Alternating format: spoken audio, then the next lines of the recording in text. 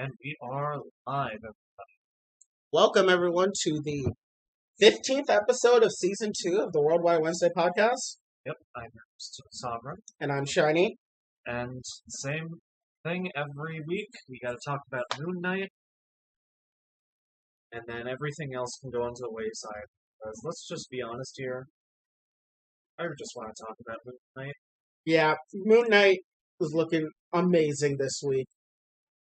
Yeah. So let's have another 40-minute rant about this time with more sobriety. Yes. Okay, so first of all, this episode was insane. Yeah. Actually insane. So this one has a lot less going on. But thankfully that gives the episode a lot of breathing to really dive into the character's past. And I think the way they handled it in kind of like a surreal environment is pretty cool. Yeah.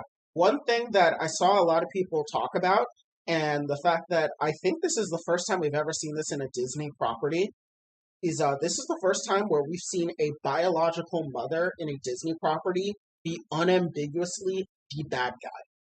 Yeah. Oh no. Oh god. I felt like this deserved a trigger warning, not gonna lie. Yeah. Like this shows like visceral hatred from mother to child, and it almost felt real. There are elements where I'm like, okay, maybe this is a little bit too explicit, but it still felt like legitimately real. Yeah. Before we delve into that, what's the over-under that Randall's alive? No. You think he died? I think he's dead. I think he's alive. Nah, I'm not willing to go into speculation that much. I think he is dead. The reason why I think he's alive is because in the comics he is Hatchet Man. And eventually Shadow Knight. And I'm just thinking, well, since we already lost Midnight Man, rest in peace, Gaspardi Lil, I have to think that the next step is going to be using Randall as a Hatchet Man, or Shadow Knight, or both. Yeah, I feel like that doesn't fit in this universe. I feel like it doesn't fit. Maybe they'll use maybe they'll use the Anton Mogart had like a son and he becomes the Hatchet Man or something. But I don't know. You know the golden rule of cinema. No body, no death. And we sure as shit didn't see a body. Fine. But that's my only reason in believing that Randall is, outside of him being a comic book villain, we also didn't see a body. Yeah. I'm just not ready to use the comics as the golden standard for whether a comic book character lives or dies in the MCU. Yeah. No, I completely understand. And throughout the episode, I didn't think he was alive. But then obviously I thought about it, I'm like, but we didn't see a body. And it was intentionally framed. Like when Steven is crawling through the cave, going underwater looking for them, we don't even see how Mark even lives. Being in that cave and not drowning himself as a child. So it's very open-ended. And I believe they did that intentionally in showing that there is a potentiality for how Randall could live. Because they never showed how they were trapped. Okay. That's the only reason why I think Randall could be alive, is they were very particular with how they shot it in making sure that they only showed Steven going into the cave underwater, but they never show how Mark or Randall were in the cave and how either of them were found. And the way that it sounds like, she says that he drowned, but at the same time, they don't make reference to whether they found him drowned or if he's implied to have drowned. Okay. That's why. And then, of course, you realize this is a comic book TV show. So, of course, dead sibling means villain in future. I feel like that's a precedent I don't set. I don't like it, but at the same time, just because it's a thing. Just because it's so played out at this point. Yeah. It very much is played out. But I will say, in the MCU at least, We haven't gotten the dead sibling turns into villain plot point that much. Yeah, the only like thing I can even think of is in Jessica Jones, like sibling becomes villain. And even then, Like they're step siblings, and yeah, it was built up, and she was never implied to have been dead. yeah. So if the MCU does it, I feel they're allowed to do it because it would be a first. I feel like that trope is kind of dated, and I still wouldn't want to see it. It is very much dated, but I think it's a classic comic book trope that I feel like it's gonna show up eventually. Uh, And at the same time, because it hasn't been overplayed in the MCU at all, like I don't think the MCU has ever played like long dead family member is villain the entire time. I yeah, don't think they've ever done that, so I think they can get a pass if they pull yeah. it with Because this. the only instance of like a dead character coming back is of course Bucky, which he stays a villain for half a movie. I was thinking more Taskmaster Yeah, because we all thought that. Okay, it's not that we thought, but the narrative was showing that the girl was supposed to be dead, but then she's Taskmaster. yeah, Yeah. And also, I feel like it could be a very good plot point for Mark because remember, he's mentally ill. He's very sick, and he very much has a tenuous grip on reality. It would be very interesting to see Randall show back up as a villain and Mark just completely doubt reality because he's so used to how reality being fractured that the concept of his brother being alive could just be another sick joke, yeah, which I think would also be pretty dramatic. Because just like with this season, the I feel like the narrative could play with the fact that is Randall alive? Is he dead? Like maybe he's actually dead, but they go through the whole Shadow Knight Hatchet Man plot with him just being a figment of Mark's imagination. That way they handle it, but he's still technically dead. that I will accept. Yeah. That I can perfectly accept. Basically, I'm saying there's a lot of potential that comes with Randall's death being ambiguous, where they could bring him back to life, or they could bring him back to life in quotation marks. I think they could pull it off. Okay, yeah. I will say, moving away from that, I still love Towerette. Yeah, Taweret, she's amazing. Yes, yes. I love how Mark is. You can very much tell that Khonshu has an effect on Mark because he's like kill the hippo and steal the boat, which is very much just like when Khonshu's like kill him, break his windpipe. So I loved it. But back to Wendy Spector and how she is in the running for top 3 worst parents in the MCU. With I think the only parents that could beat her out for being terrible parents in the MCU is Ego, Thanos, and Odin. Yeah, I genuinely think Ego, Thanos, and Odin are like worst parents. And I don't think there's anyone. I think outside of that, Wendy's right there. yeah, And even is it Silas or Elias, the dad? I think it's Elias. yeah, I think even Elias, I would say, is not a good parent in the sense that he never protected Mark from what we could see. Like it's very clear he loved him and yeah. tried to very much be in his life and cared about him, but you could always tell that he never stood up to Wendy when it came to Mark's abuse, Yeah. Yes. And which in my opinion is it's obviously not as bad as Wendy's abuse himself, but but it is in a way a tacit not endorsement, but you know what, complicit. complicit. He's Yeah. complicit in the abuse in his That's what I felt was reluctance to truly stop it. and that's what I felt was actually like very realistic. That was the most realistic part is not the abuse that she gave to her son to begin with, but was the father's response is that that actually does happen.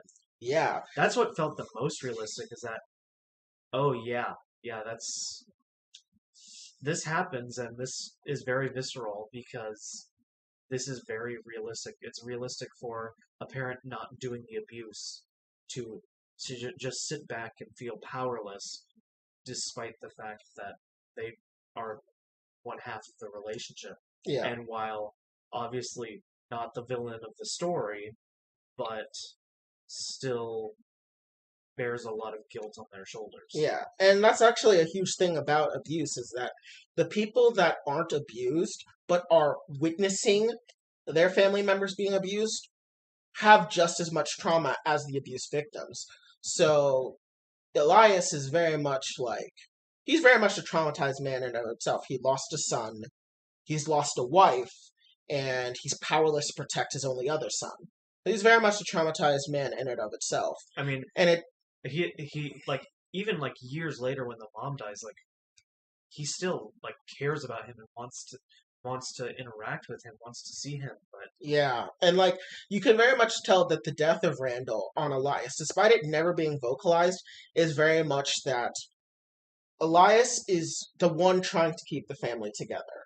Wendy Yeah. has completely forsaken her role as a mother and as a wife in this relationship, and she's completely spiraled out of control.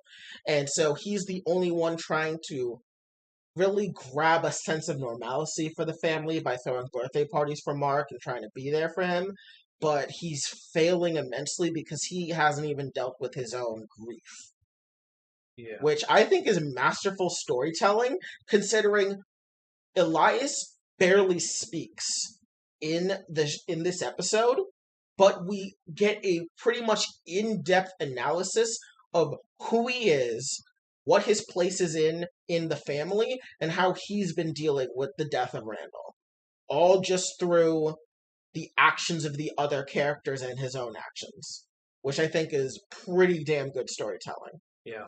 Like he's simultaneously complicit in abuse, but also a victim of the abuse himself. But him being an adult, he also has the added responsibility of being the man that is trying to keep the family together. And if he's anything like his comic book counterpart, he's also a rabbi.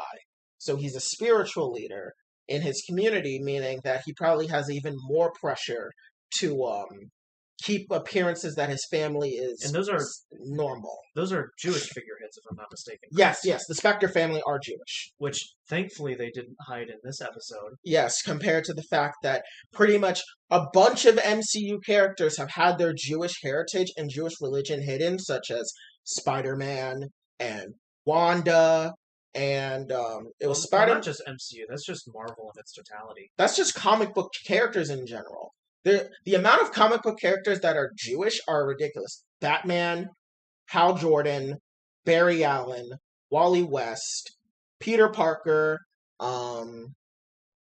Wanda, Doctor Doom, Magneto, and a whole bunch more are all Jewish. I mean, and obviously Moon Knight. Like a whole bunch of characters are Jewish because, what do you know? They were made by Jewish people. Of course, they're going to be reflective of their creators. And the only one that's like ever explicit nowadays, like off the top of my mind, is like Magneto. Yeah, and that's mainly because Magneto's entire origin story is based in him being a survivor of the Holocaust.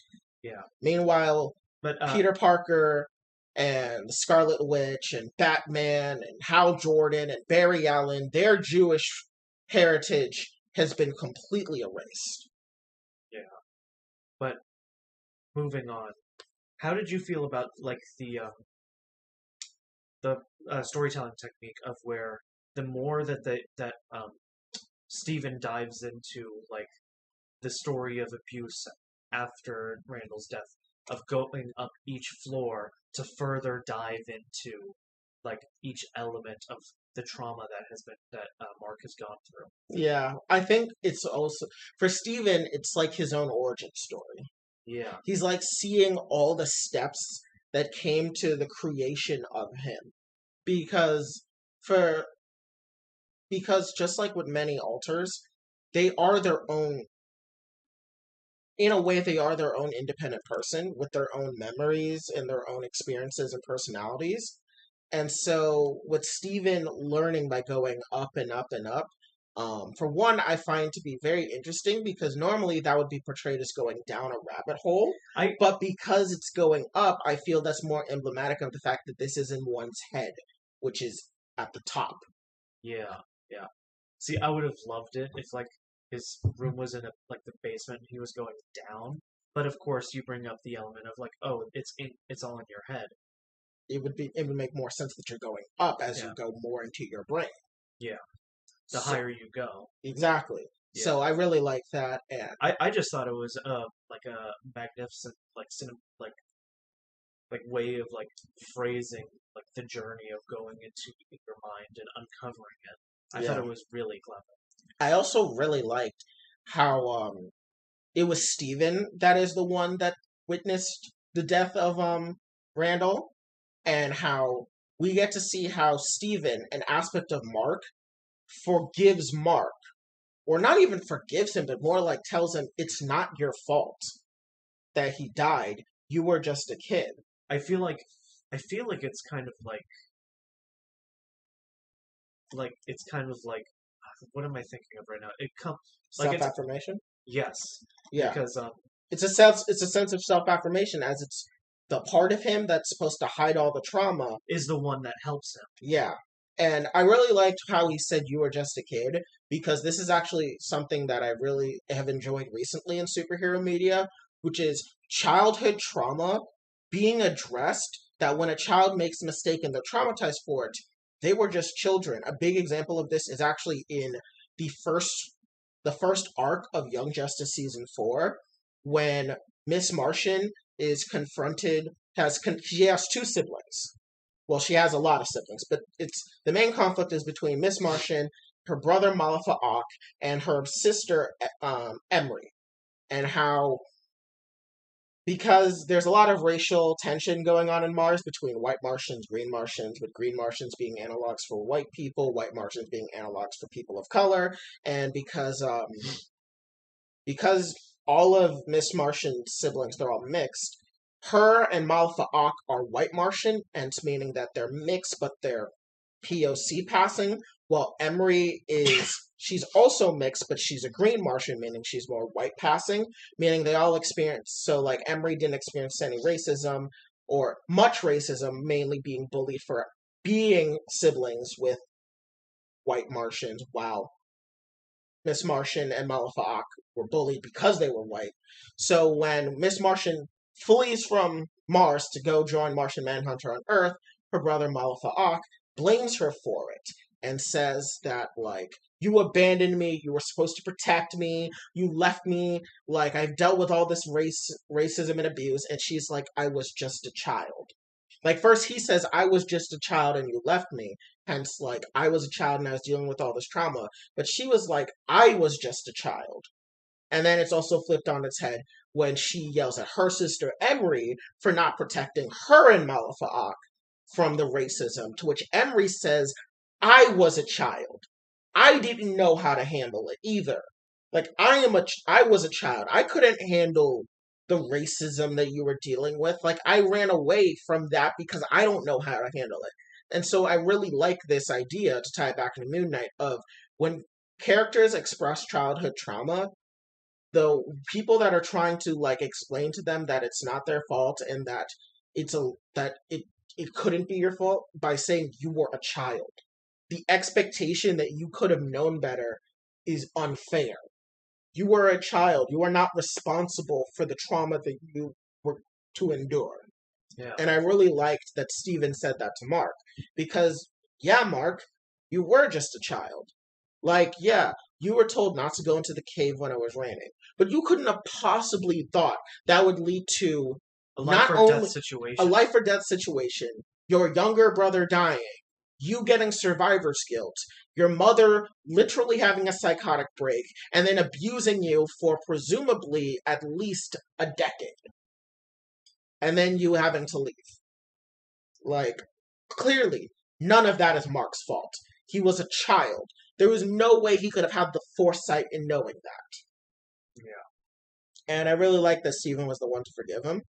But I also really like the idea that the reason why everything is happening now between like why Mark and Steven and presumably Jake are coming to the forefront is because Wendy died recently. Yeah. And that's what's caused all of these alters to start manifesting within each other's lives instead of being away from each other. Yeah, because we learned in this episode that Steven was built as a coping mechanism the whole time. Yeah, specifically a coping mechanism of better times. He, like in episode 1, he says later gators, which is the thing that Mark and Wendy used to say before Wendy hated him. Stephen Grant, the name Stephen Grant, is based off of a childhood Indiana Jones-esque figure that Mark loved as a child, meaning he's representative of the superhero that he liked back during a time where, Yeah. things were simpler. And yeah, meanwhile, I would imagine that whenever we see Jake, he's going to be representative of the rage and anger Mark felt. Presumably, this is something that we're going to see about when we see inevitably Mark's time in the Marine Corps as well as being a mercenary. Yeah. I think that's where Jake is going to come in. But overall, like, I have a bit of like an idea. Yeah. I think that we're going to see Jake come out one last time, and it might be like right towards the climax, right before we hit the falling action of this show, yeah. like as a last bit of rage. I personally think we've already seen Jake this episode, which is, in the beginning, when we see Oscar Isaac's character talking to Dr. Harrow, and he's like all beaten up, and he has a bandage over his nose. Yeah. I think that's Jake. Reason being is that whenever we see Mark inside the office, he's very dirty, but he's not bloody. Meanwhile, whenever we see Steven is very more clean, and his mannerisms are more like Mark is very like not reserved. I would say he's more skeptical. Meanwhile, Steven is like much more like awkward and polite. But when Mark first showed, or Mark in quotation marks first showed up in this episode, he was very just matter of fact. See, I'm very quick to doubt you on this, and then something just snapped in my head. And you're like, maybe it's true? No, remember back when we were hyping up this show? Back when I quoted Oscar Isaac saying, "You're going to need to watch this show multiple times in order to understand it." Yeah. That just clicked in my head.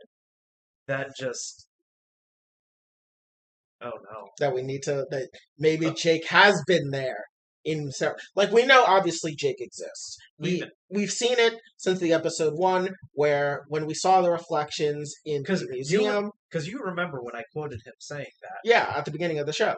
Yeah, and now I just remembered that quote. Now I'm sitting here like, oh no, oh no, oh no. You're like, oh god, what if I do need to go back and see? What if I do have to rewatch this show? So for me, obviously I believe Jake has been showing up in the show multiple times. For one, when we saw the reflections of the 2 other Stevens in the museum while he was being stalked by the jackal, obviously one of those reflections was Mark, but the other reflection was also probably Jake. Then obviously the fact that whenever we see reflections of, like the reflection in Mark's mirror, there's 3, or Steven's mirror, there's 3, one being Steven, one being Mark, one probably being Jake. And then there's also the fact that, in my opinion, I am convinced Jake is the one that asked Dylan out. The lady from the tour guides. Yeah. I think Jake is the one that asked her out. I am of 2 minds about whether Jake is the one that killed people in Germany or Mark did. Part of me thinks Jake is the one that did it because of the driving scene, and Jake is known to be the best driver of the 3. And the fact that, he killed people and drove a fucking truck backwards. Yeah, but the one detail that would... Wait, before you continue. And then obviously we know he showed up because he killed those guys in Egypt. And both Mark and Steven were like, what did you do? Yeah. So yeah, but continue. But the one element that would bring all of this together is if Khonshu knew about Jake all along. That would tie in everything. I think he does know, and there's a specific reason why. So this was episode 1 when he went to Germany, right? Yes. So remember when he says, "Surrender the body to Mark." This is the first time Steven is encountering Khonshu. However, Khonshu says, "Surrender the body to Mark," And assuming that it's not then Steven. he says it's the idiot. Meaning that Khonshu knows Jake is a thing, because there has to be more than 2 alters if Khonshu thinks that he's talking to someone, not Mark, but not Steven. Yeah. So, what if the person in Germany was Jake the whole time? That I can't buy. Okay, not Jake the whole time, but in the sense that... So, here's what I think happened. Mark jumps out of the castle, falls on his face, knocked the fuck out. Yeah. Steven wakes up, Khonshu thinks it's Jake. They go down to wherever the fuck they are in Germany. I think Jake killed the people in the square. Without a doubt. I think it was Jake that killed the people in the square. I think the first time, when Steven fades in and out, it's Mark that kills the guy in the truck. And then then the second time, when the truck turns around, it's Jake, the one that was driving the truck.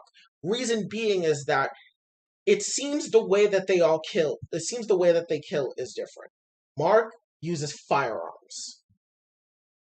From everything we've seen about Mark, he's skilled at firearms. Remember, when Steven fully understands who Mark is, he's in the storage room surrounded by guns. Meanwhile, when we see Mark fighting in Egypt, he's good at hand-to-hand combat, but is very clear he could get overwhelmed. But Jake murders them in hand-to-hand combat. But we also see in the flashback that we get in this episode that when Mark was a mercenary, his primary weapon was just guns. It didn't seem like he was good at hand-to-hand combat, especially indicating by him getting his ass kicked on the boat. Yeah. It didn't seem like he was good at fighting, unlike Steven, who's good at using a bat. But I think what it's basically setting up is that if there's a gun involved, it's Mark. If it's hand-to-hand combat, it's Jake. Okay. But I believe Jake has been around for a while. I think he's the one that has Dylan out. I think he's the one that killed some of the people in Germany. Obviously, he's in the sarcophagus. Yeah. He killed the guys in Egypt. In my opinion, he was also the guy that we saw in Egypt at the end of episode 2, drinking. You know how he's in the hotel shirtless drinking, and Steven's just like sitting there like shivering? I think that was Jake that was sitting in Cairo shirtless drinking. Because that doesn't seem like Mark's MO. Mark seems very mission-oriented, not someone that would get trashed in his own room. After a day of murdering, maybe... Mark has never seemed to be the one that's been for leisure activities. At all. That might not even be leisure, that might just be coping. But see, the thing with Mark's coping is that we've seen Mark's coping. It's pretending it doesn't exist. Drinking and pretending things don't exist can be used in tandem as a coping mechanism. Because we do see that in this episode. We see him at the wake of his... Actually, wait, never mind. Yeah, he was drinking. Yeah, never mind, he was that's drinking. That's why I bring that up, that as a counterpoint. Is I forgot. We do see him using drinking as a coping mechanism. Yeah, never mind, you are right, he was drinking. Yeah. So, with all that being said, do you have any gripes with this episode? I have one. My only gripe with this episode, really, is not showing Jake. As I feel that he should have at least been... Or maybe not showing him, but acknowledging him. I feel like the acknowledgement of a third alter should have been done in this episode, just so we get a better understanding of everything going on. Because, like, we all know there's a third person, everything has hinted that there's a third alter, but the fact that there hasn't even been a single conscious, conscious reference to one is, yeah. So this is where I hold a different perspective, and you might disagree with it, but I feel like the movie has or the show has no responsibility to reveal it this season. Mhm. I feel like they could just leave the seeds to start in this season and then have it be rewarding in season 2 if they ever so decide to do it. Yeah. So I don't feel like us as an audience need to see the third altar yet, but we need to see hints of it, and that's what we're getting. Yeah. So, despite the fact that we have one episode left, I'm fine with that. Like, for me personally, it's more of I just want a conscious acknowledgement that the third altar exists in Mark and Steven's mind. Yeah. That's more of what I'm looking for. Like, I just kind of want... And that's something I don't, need, mostly because the show, in its, symbolism itself, has already acknowledged it, but not to the main characters. Yeah. So, with where the show stands right now, I'm perfectly fine if they wait for that reveal until, a season 2 or... But up until then... I feel like it has to be a season 2. I don't think it could be a movie. Yeah.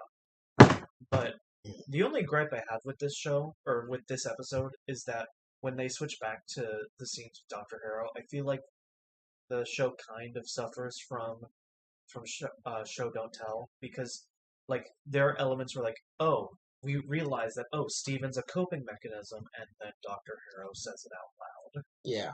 That's the only gripe I have. But then again... But it's this movie, or this episode has done really well at showing it before those scenes, so it's it explains it to the other members of the audience, so it's fine. Mostly because those conclusions can be reached before reaching that scene. I think it's mainly because, and I think it's become readily apparent with the advent of the internet, and especially with how Disney has encountered a lot of criticism to storytelling, is that a lot of people are dumb and don't understand storytelling, and you can show something in the most obvious ways, but if you do not spell it out for an audience, they will misinterpret it and they will run away with narratives. And I think that they needed to do that.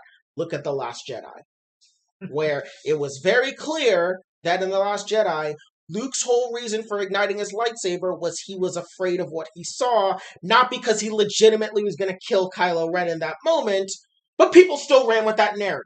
So I feel Disney has very much decided that, yeah, we'll show but don't tell, but at the same time, we still got to tell you anyway because half of you are fucking idiots. Yeah. Yeah. It's a shame that my enjoyment has to be lessened by 2%. Mind you, 2%. I'm nitpicking here. This is not, this makes the episode bad. This is, I wish this wasn't here, so it would be a little bit more intellectually stimulating.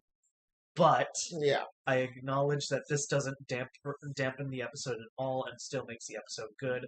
It just makes it 2% less enjoyable. Which, mind you, my score is still sitting at a 7 right now, so... One thing that I really liked about this episode is that they're like, no, he's dead. Because let's be honest here.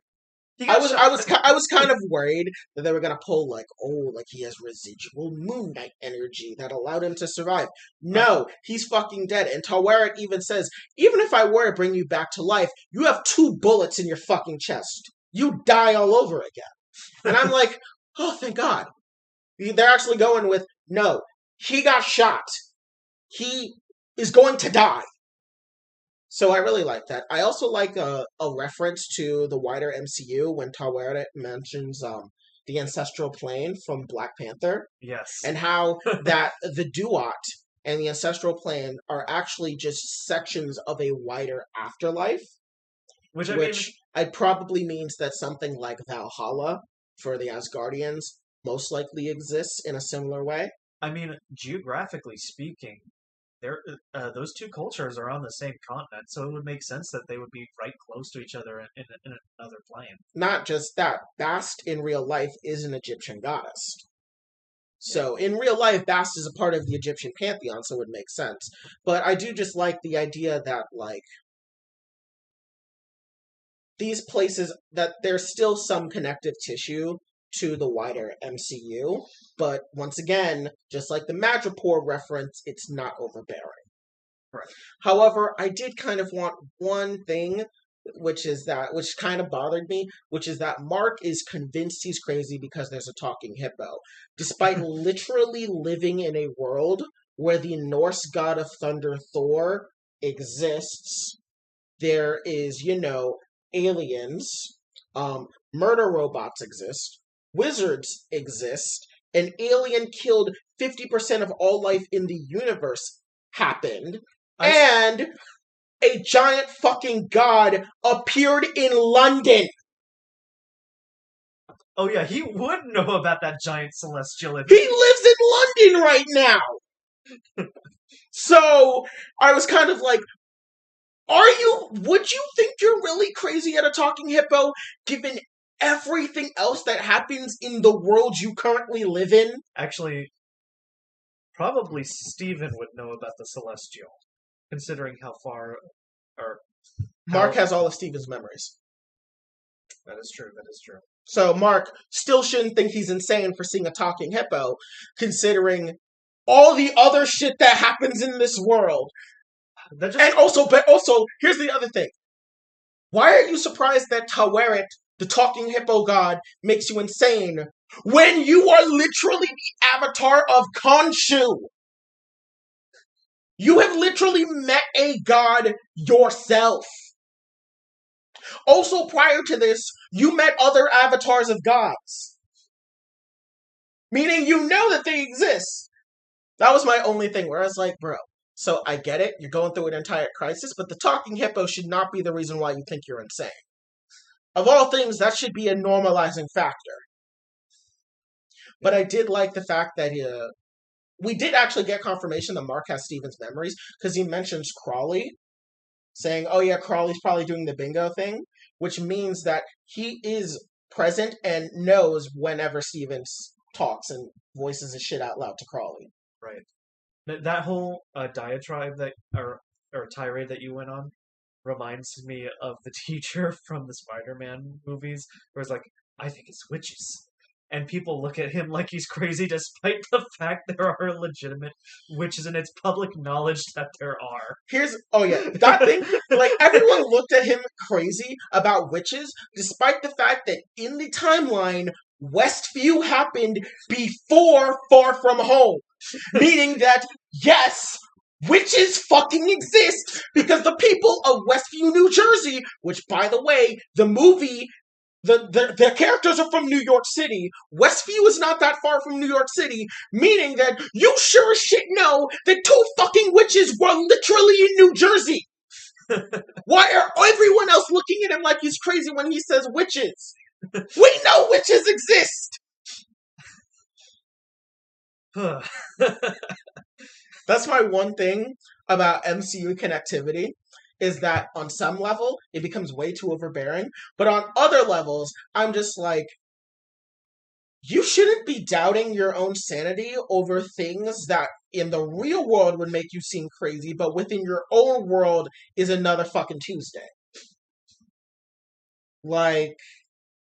Yeah. Like, bruh.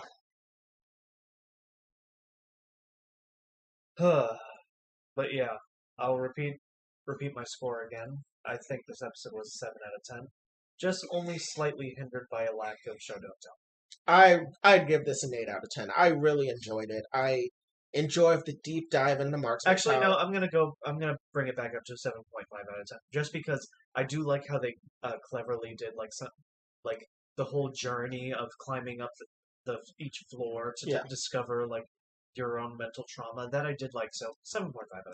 I also really liked, this is a small thing that I really like, but it's something that I found really interesting. And it's a slight connection to Punisher, which is that it seems that in this continuity, Mark is a Marine, and he got discharged from the Marines because he was in a fugue state. So he became a mercenary under his former officer, commanding officer, Raoul Bushman. This is now the second time in the MCU where we've seen that level of corruption within the Marine Corps. Because if you remember in Punisher, there was a giant drug trafficking thing happening within Frank's Marine platoon. And that corruption allowed for a bunch of horrible things to happen. So I do find a slight connective tissue in the fact that the Marine Corps within the MCU is canonically filled with fucking criminals that kill innocent people. I kind of really like that connective tissue, considering most of the darkest stories that we've seen in the MCU when it comes to some of the darkest things we see involve characters from the military. Mary Walker in Iron Fist, I'm pretty sure was in the Marine Corps, and she was the one that also has DID that was kidnapped and tortured and raped in Sokovia. Frank Castle and Billy Russo were Marines, and they were involved in all the fucked up shit that happened in Punisher. And now we have Mark Spector, another fucked up character, also coming from the United States Marine Corps. Canonically, the United States Marine Corps in the MCU is fucking horrible. If you want a tier list, it goes the Air Force, considering the Air Force has produced the most heroes in both Carol and Rhodey and probably Joaquin Torres at the end. Then we have the Navy, which doesn't seem to have any corruption from what we've seen. Then we have the Army, because on one hand, we got Bucky and we got Cap, but on the other hand, we also got Will Simpson, aka Nuke, aka drug addict in Jessica Jones that stalked Trish. And then we get the Marine Corps, where we just get the fucking worst of the worst. Where we get fucking Mary, we get fucking Billy, we get Frank, and we get Mark. United States Marine Corps is fucking fucked. And then we also have the Coast Guard, which hasn't been mentioned, and I don't even know if the Space Force exists canonically in the MCU because Trump was not president. Oh, God. Also, did you know... well, actually, here's the thing. Trump may be president in the MCU. Because, follow me here. So we know how this works. We know 2008, Obama becomes president. Yeah. We know in 2012, he loses re-election to a Republican. Because we see that in Iron Man 3 as well as in Agents of S.H.I.E.L.D. But by the time Luke Cage comes around in 2016, there are references to Donald Trump, meaning that he did run for president. The question is did he win in 2016? And if he did, does that mean Donald Trump was president presiding over the snap? Oh, then he definitely lost. But then the next question is Like, what happened in 2020? No, I mean, he would lose 2020. But who would become president in 2020? And then that begs the question, since we're now in 2025, who's the current president? And to tie this all back, would the Space Force be created? Because in my opinion, in the Marvel Cinematic Universe, Donald Trump has more precedent to create the Space Force than he does in our world, because by the time Trump becomes president in the MCU, the Chitauri invasion has already happened. No, I got it. The 2020 to 2024 president would be Sarah Palin. Assuming she didn't get snapped. Yes. This is actually pretty fascinating. Like, how would Donald Trump become president? Like, what would his platform be running on in a world where where superpowered individuals exist? Like, how is he able to do what he does?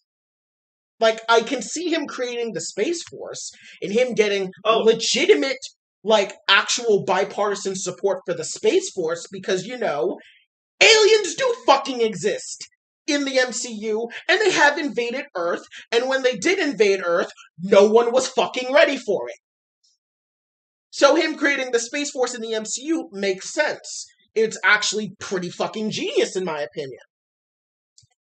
Oh, then he wouldn't do it, just because that's an intellectual idea. True. Now I know we're just working off of our psychology, but still. The Marine Corps sucks in the MCU.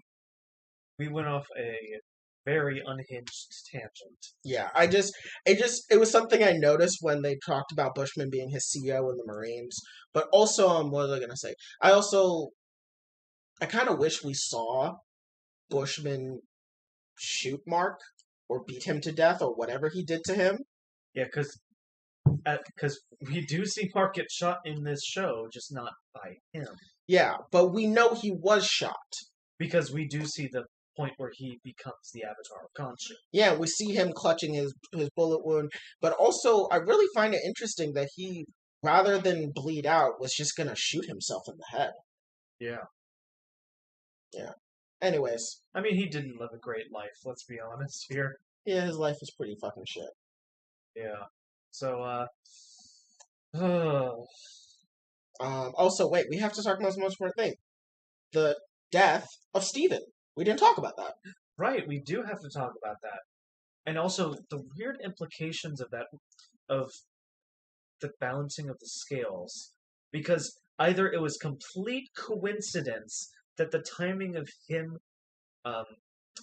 that the scales balanced right as he died, or his death influenced the scales balancing, which is very weird. See, that's my other reason about why I was kind of expecting Jake to appear, was the whole scale balancing thing. And the fact that she mentioned that there's something that you two need to resolve. I thought that was implying that they needed to, one, resolve the past that they have, but two, find Jake, because the scale was imbalanced, not because there were 2 hearts, but because it's supposed to be 3. That's what I thought. But then there's just one. But then there's just one, which could imply that, they're all just Mark, so they don't need 3 hearts, it's just one. But with Steven's death, and I say death in quotation marks, being the reason why the scales balance, I'm now confused. Like, especially because if this means that Mark is the one that passes, does that mean Steven no longer resides in his mind? And also, if that's the case, that implies that Jake is staying down there too, which is even weirder. Like, see, this is the thing. Steven's the one that falls into the Duat and is now frozen in sand. But Mark gets to go to heaven after Steven dies. But does that mean Jake got to go with him? That's what makes me, question everything, because as far as I'm aware, he doesn't pass through the gates. But also the other thing that I have is that, why is Mark allowed to go to heaven? Or that's not even heaven, that's just another gateway, because remember, they diverted to another path, which is... Well, no, he's in the Field of Reeds, No, I thought they went a different direction. No, he did end up in the Fields of Reeds. They were trying to go to a different direction, but he wakes up in the Field of Reeds. Okay. And, I mean, that's foreshadowing to the fact that there's a callback to the fact that in the beginning episode, the young girl says, so did it suck that you didn't make it to the Field of Reeds? Which, obviously, he didn't at the end. Steven didn't. Mark did. But that makes me question, why is Mark allowed to go to heaven? He has murdered people. Well, the story has implied that he only did so on behalf of Khonshu. Yeah. So, on some level, I guess Khonshu was right, and that Mark was actually dishing out real justice, and so Mark does get to go to heaven for it. Or it's more that he is able to, because what balances the scales more and more is him uncovering his past. Yeah. So, I feel like the actions of this episode justify him going to the Field of Reeds. It's just that point where he's, like right at the edge of being taken by the Duat, and then Steven dies, and now I'm sitting here like, what was the trigger to balance the scales? Was it just 5 seconds of bonding between Mark and Steven, or was it Steven dying that balanced the scales? And now I'm just extremely confused. Yeah. But also, I don't think it was 5. See, that's my other thing, is also the sense of time that has passed within this. How long has passed? We know time is passing because Ammit has been unleashed on the planet. Because we know this. We see souls going down. So we know time is passing in the real world while Mark is in the Duat. But how long has passed? Yeah. But also the other thing is that they seem to believe that Layla is still alive and is probably about to commit a suicide mission to kill Harrow.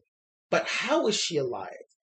If Amit's been unleashed, how have they not noticed Layla in the room? And He managed to. I can buy that she managed to find another way after Mark distracted them. I can buy that. but see, my thing is that Mark didn't distract them. Mark got shot, and the last time we see Layla, she's witnessing his dead body, and she's paralyzed because she's sobbing. Yeah, I mean, after the camera cuts away, that could be her cue to run. I guess, but That could be her cue to just get the fuck out of there. very true. But I'm also wondering how much time has passed for Mark and Steven for that. Like, I wonder how much time has passed. Yeah, probably at the very least, like probably at least an hour, because an hour has passed from the audience's perspective. No, an hour and like 40 minutes has passed in the audience's perspective. Yeah. Yeah. It's this so my God, like the more we talk about this episode, the more that we uncover because it's just so dense and Yeah. meaty. It was really good. I really like this episode, and the more that I'm talking about it, the more I want to raise the score on it because the more I find more things interesting to talk about. I'm suffering from the same thing too, not gonna Like lie. I don't want to make it an 8. I want to bring it up to an 8.5 because I think it's genuinely. Oh, you really want me to bring the score up to an 8, don't you? I think it's like the more I think about it, the more I talk about it, the more I'm like, wow, they really did this really good. They did this really good. They like, oh my God, this is like something really interesting that they're delving into, and so on and so forth. It's really good. I really like it. Yeah, I'm just the timing of everything in those those last few moments. It just raises a lot of questions that I don't know how they're going to answer. Yeah. So, with the final episode coming, here's some things that we know. We know that Mark and Harrow are going to have a fist fight. We know that's happening. That was in the trailer. So Mark and Harrow are going to have a fist fight, and Mark is in his Moon Knight costume, meaning that Khonshu gets revived. Yeah. Or freed, to be more specific. Khonshu gets freed. Mark and Harrow are going to fight. So my question is, how do you think this is all going to play out? My opinion is that in the Field of Reeds, he's going to meet Osiris, who is now the head of the, how do you pronounce it? Ennead. The Ennead. So Mark is going to meet Osiris, who's now the head of the Ennead. Osiris is going to be like, we were wrong. Like, but when I say Osiris, we're going to see the god Osiris, not his avatar. Right. We're going to see the god Osiris. Maybe we'll actually see the rest of the Ennead. And in my opinion, what's going to happen is that they're not just going to free Khonshu, they're going to free all the gods, as they've now come to realize that they were wrong in abandoning humanity. And so not just Mark will come back as the Avatar, we're also going to see other characters become avatars as well. And, we'll probably get a whole bunch of other things. Probably Layla will become... So here's the thing about Layla, is that Layla is an original character. She's 2 characters from the comics. She is Marlene, who is Mark's real wife in the comics. She is Mark's wife. They break up, but she falls in love with Jake, and Jake gets her pregnant. But they're all Mark. Yeah. Yeah. And then there's someone called Abdul Al-Fauli, who, if you know, that's Layla's middle name, Abdullah Al-Fauli, and he is known as the villain of Red Scarab, which is Layla's nickname, Little Scarab. So I'm wondering, just like how Morbius ends, do you think they're setting up the love interest to be an anti-hero of sorts? Oh, no. And do you think that the release of the gods that could probably happen at the end of episode 6 could lead to Layla becoming an avatar of a different god herself? I can see it. I don't like what I'm hearing, but at the same time, I trust the writers of the MCU more than I trust the writers of Sony. Because I swear to God, like, the moment I started thinking... At this point, Sony doesn't trust Sony. Like, the more I thought about it, the more I was just like, if Layla is supposed to be a mixture of Marlene and Al-Fauli, and they keep calling her Scarab, she may become the villain Red Scarab, Well, wait a minute. That's actually pretty similar to how Morbius ended, with the fact that the main love interest turned into a villain at the end. Yes. But overall, I want to give it a 8.5 out of 10. I'm gonna stick with the 7.5, but It was really good. But to transition now, let us talk about the Sony MCU and talking about the announcement of the newest Sony MCU adjacent movie, El Muerte. so Thoughts? I have no idea about this about this comic books character. Now, who was cast? Who was cast? I I was asking you because I thought it was someone like very recognizable. I just didn't recognize them to begin with. I didn't even look too deep into it because the moment I saw the name El Muerte, I was basically the Snoop Dogg meme where I was like, who? So explain the characters that way, and then I'll look it up. So, and I shit you not, El Muerte is a Spider-Man villain who gains super strength from, and I shit you not, wearing a luchador mask. El Muerto. Oh yeah, El Muerto, not El Muerte. His name is El Muerto. Oh, I got it. Bad Bunny! Bunny. It's fucking Bad Bunny! I swear to fucking God! It's fucking Bad Bunny! Why? Now, I'm not very informed on the cultures. Is that a music artist? Yes, he's a Puerto Rican. He's like a Puerto Rican rapper. Ah. Yeah, he's a Puerto Rican So, rapper. are we dealing with another Jared Leto situation here? To my knowledge, Like, please tell me that he's at least semi-hinged. Please tell me he's not completely unhinged. he's like Again, I'm very unknowledgeable when it comes to so. music. So here's the thing about not much about Bad Bunny. He's a Puerto Rican rapper. He's pro LGBT. Okay, then I'm good with him.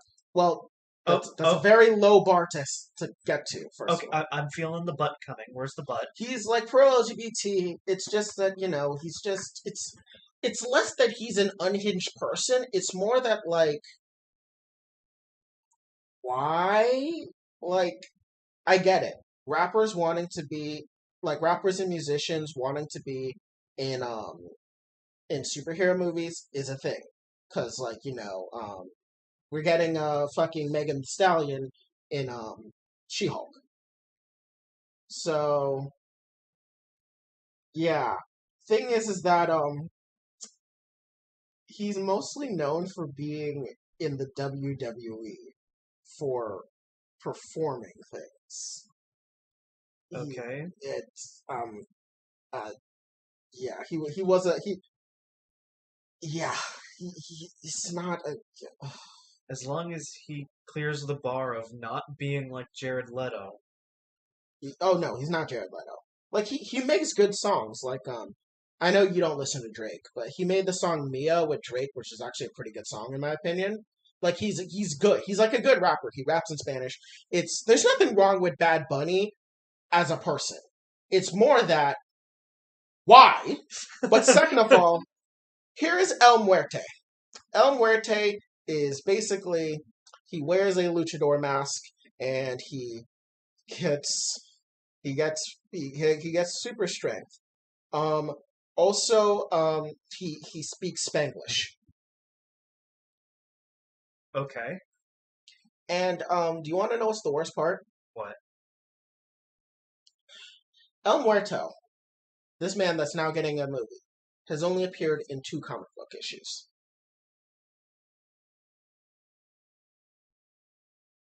So they go from making Morbius a somewhat D-list character with that at least has had a somewhat rich history. So a character with only like 2 canon side characters, and they decide, oh yeah, we can go worse than that. Yep. Damn, they're doing an awful job making the Sinister Six. So here's the thing with El Muerto.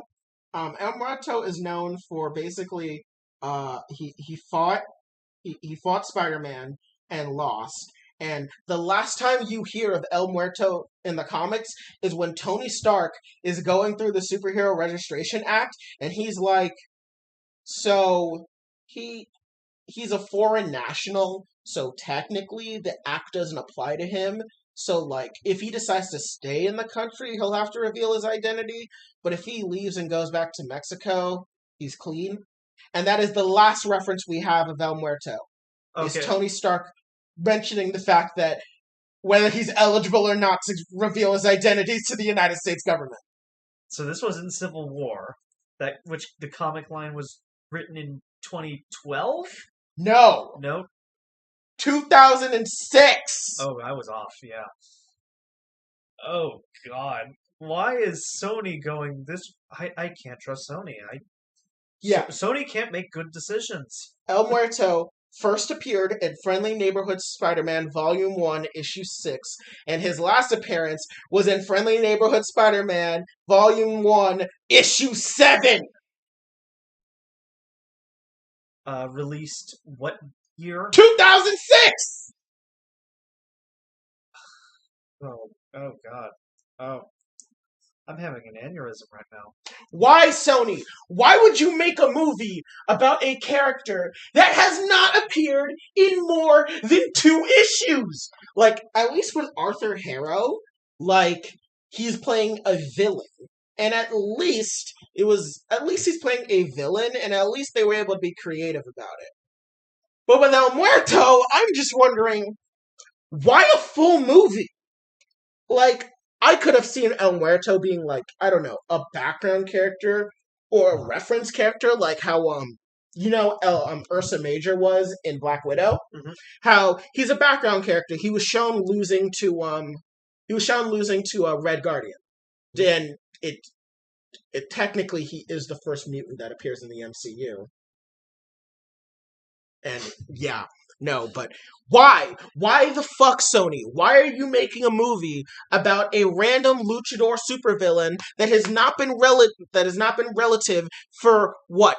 14 fucking years? And here's what's worse: they don't have an established Spider-Man to use right now. Fuck having established Spider-Man to use. Who's the fucking villain?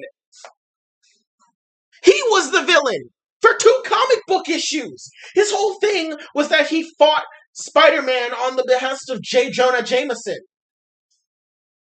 Well, at least this time it's viable that it'll be PG-13. That's the only thing the movie has above Venom and Morbius. I want to fucking, like, Sony has become beyond parody. Like, I was willing to give Sony chances with their adaptations of the Sony Marvel universe, and like it was pretty interesting. Like they were making a Craven thing, even though I don't like the idea of Craven getting his own solo movie because his whole thing about is his relationship with Spider-Man. And they were making a Madam Web, and I didn't like that because I don't like Madam Web being a solo character. But they had things for Spider-Woman and Silk, which I thought were actually interesting because they're actually superheroes and they have their own things going on. But now we get this shit. Who the fuck was asking for an El Muerto movie? Like, you know how we meme about, oh yeah, they were gonna do an Aunt May movie? At least there was more of an audience for an Aunt May movie than El Muerto. Who gives a fuck about El Muerto? You didn't know who El Muerto was until I brought him up today. I didn't know who El Muerto was until I saw the announcement yesterday. Who the fuck is this guy? Why? Why are we getting Discount Bane? Why is Discount Bane getting his own? He's Bane without the drug addiction. Yeah. And He's Bane without the drug addiction, which the more that I think about Bane, the more I am a bit more disturbed that Tom Hardy plays Bane instead of an actual Hispanic person. yeah, they did kind of whitewash that villain, especially considering they just completely altered his backstory. Yeah, I don't like the idea of Bane being but Bane being white. It's weird. But anyways, but back to El Muerto. Why? Why? What the fuck, Sony? Why? Like, I don't understand. Like, I would understand if maybe they're like, oh, they cast Bad Bunny to be El Muerto in a future project and he's just gonna be a side character. But this is the main fucking character.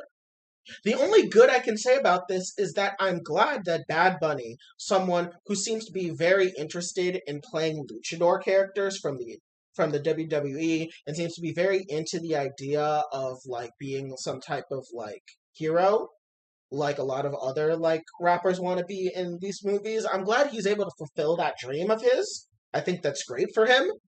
My whole thing though is that why? Like my only here are the positives that come with an El Muerto movie. It's practically a blank slate. You can do whatever the fuck you want with it. Unfortunately, we know the studio who's manning this. So my fears are that okay, he is a blank slate. So then the problem is how are you gonna make me give a fuck about him? He is a character that is a villain, but he's literally a Z-list villain. Z-list villain that has only appeared in 2 comic book issues, has not been relevant for 14 fucking years, has no rogues gallery, no extended relationships outside of his side character father, J. Jonah Jameson, and Spider-Man, 2 of which don't exist in the Sony version of the MCU currently. Where the fuck are we going? I got it. This releases in 2025. We see the end credit scene. You see sparks fly. They start to envelop into a circle. And then we get the Asian girl from the Spider-Man franchise, the one that plays the one that's Silk. Cindy Moon. We plop her from the MCU and just throw her into this universe. Boom! Your reason for watching the movie. Now you care. And you know they're gonna pull this shit. So here's the thing. I know why they're doing El Muerto. They're doing El Muerto because they are dead set on the Sinister Six. They want it to be Venom. They want it to... Oh yeah, also, in the El Muerto announcement, they also said Venom 3 is coming, but we already knew Venom 3 was coming. Yeah. And, so we know that they want to set up a Sinister Six. The Sinister Six is going to be Vulture, Morbius, Venom, and now El Muerto. Now, I know so the idea of using a non-mainstream Sinister Six is interesting, but see, here's the problem. They tried this 12 years ago. Or I'm over exaggerating. The actual amount of years that are actually accurate, I don't care. They tried this last decade. Didn't work. I think it's like 10 or 11 years ago, actually. Yeah, back when Amazing Spider-Man 2 came out, they tried to set up their own Sinister Six, and it failed miserably. And now they dusted off the papers while looking at their success from Into the Spider-Verse. Look at this crusty ass piece of paper and like, oh, we tried that? Let's do it again. So like, here's my whole thing. I just don't understand why they chose this character. Spider-Man has a massive rogues gallery. His rogues gallery is on the par of Batman's. So why, of all people, are we talking El Muerto? Like, at this point, the fucking meme is true. That Sony will make a movie out of anything tangentially related to Spider-Man. Like, we memed about it back when we saw the Aunt May movie, and the Black Cat, and Silver Sable, and all that stuff. But this is actually just the meme is true. They have no fucking control. They are literally going to milk anything and everything related to Spider-Man. And it's fucking terrible that at this point, I am once again at the point where I'm like, I need Disney to just get the rights back. Because this is fucking absurd. Yeah. Like, we're gonna have a fucking aneurysm, honestly. What? I'm going to have a fucking aneurysm because why the fuck are we getting why are we talking about this? Like, this should not have been a discussion because El Muerto should not be getting a fucking movie because El Muerto is a literal character that has existed in 2 comic book issues back in 2006. It's 2022. You wanted to talk about it. No, I'm not talking about us talking about the podcast. I mean, the fact that this discussion even has to exist is what I'm complaining about. Fuck you, Sony. Okay. Anyways. I feel like I have a duty to rectify your mental state. So we're going to be talking about the next best thing. Batman 2 getting greenlit, everybody. Wait. Let's finish Marvel first. And talk about Doctor Strange. Right. Okay. So Doctor Strange came out a trailer, and that movie's coming out in, like, what? A 9 week. days? A week. Yeah, it's coming out in a week. 9 days to be specific. And I'm fucking hyped. Next week, we're going to talk about all of our hopes and wants for the movie because we're going to be doing a podcast episode 2 days before it releases. Hopefully, work permitting. But I'm excited. This trailer, for one, revealed that, yes, the group that Professor X and Mordo and what looks to be Maria Rambeau, Captain Marvel, and the Ultron bots they're all part of is called the Illuminati. So it's finally confirmation that the Illuminati is in the movie. It's just not going to be the comic book Illuminati, which in the comics, the Illuminati is Iron Man, Namor, Doctor Strange. Actually, no. So the original. So here's how the Illuminati works. The original lineup was Iron Man, Namor, Doctor Strange, Professor X, Mr. Fantastic, and Black Bolt. They invited T'Challa, but he didn't want to do it. He thought it was a bad idea, so he dipped.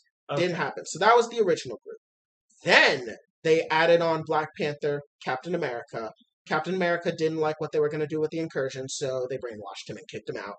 So then there's that. Then Namor left to join Thanos' cabal to deal with the incursions. So then to replace Namor, they added Hank McCoy Beast, as well as Amadeus Cho Hulk. And I also think they added Hank Pym at one point. But anyways, that's the Illuminati. Illuminati is really just team leaders all together. This Illuminati seems to be multiverse police. So it's really interesting that they are actually just saying straight up Illuminati. Yeah. I'm glad. The other big thing that we're getting out of this is that the Living Tribunal is in the movie. Now, the Living Tribunal has been hinted at since Doctor Strange.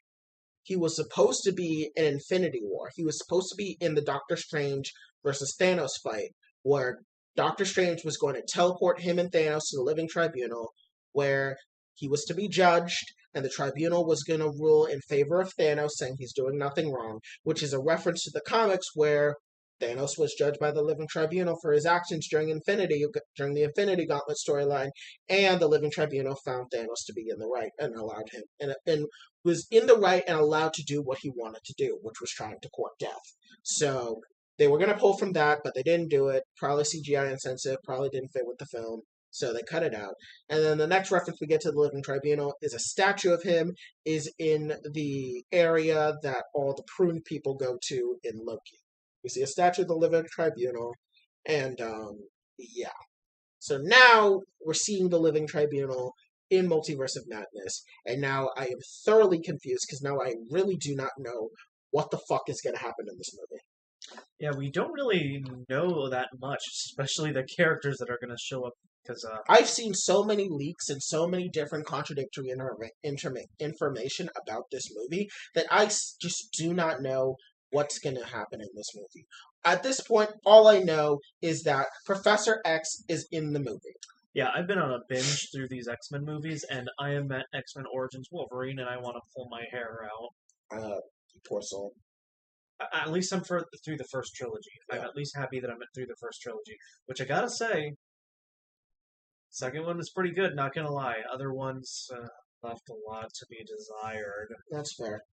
One thing that I am convinced though is that the Professor X that we're gonna see in this movie is the Professor X from X-Men '97, the cartoon that's gonna come out. Okay. I am convinced, and that is partially what I believe why that show is getting a revival under Marvel Studios. Okay. So yeah. Anyways, Doctor Strange thing coming out. very interesting. Unfortunately, a lot of the trailers don't leave us with much speculation that we already haven't addressed. Yeah, the only other speculation I could bring up are leaks, but Sovereign doesn't like leaks, so we're not going to talk about it.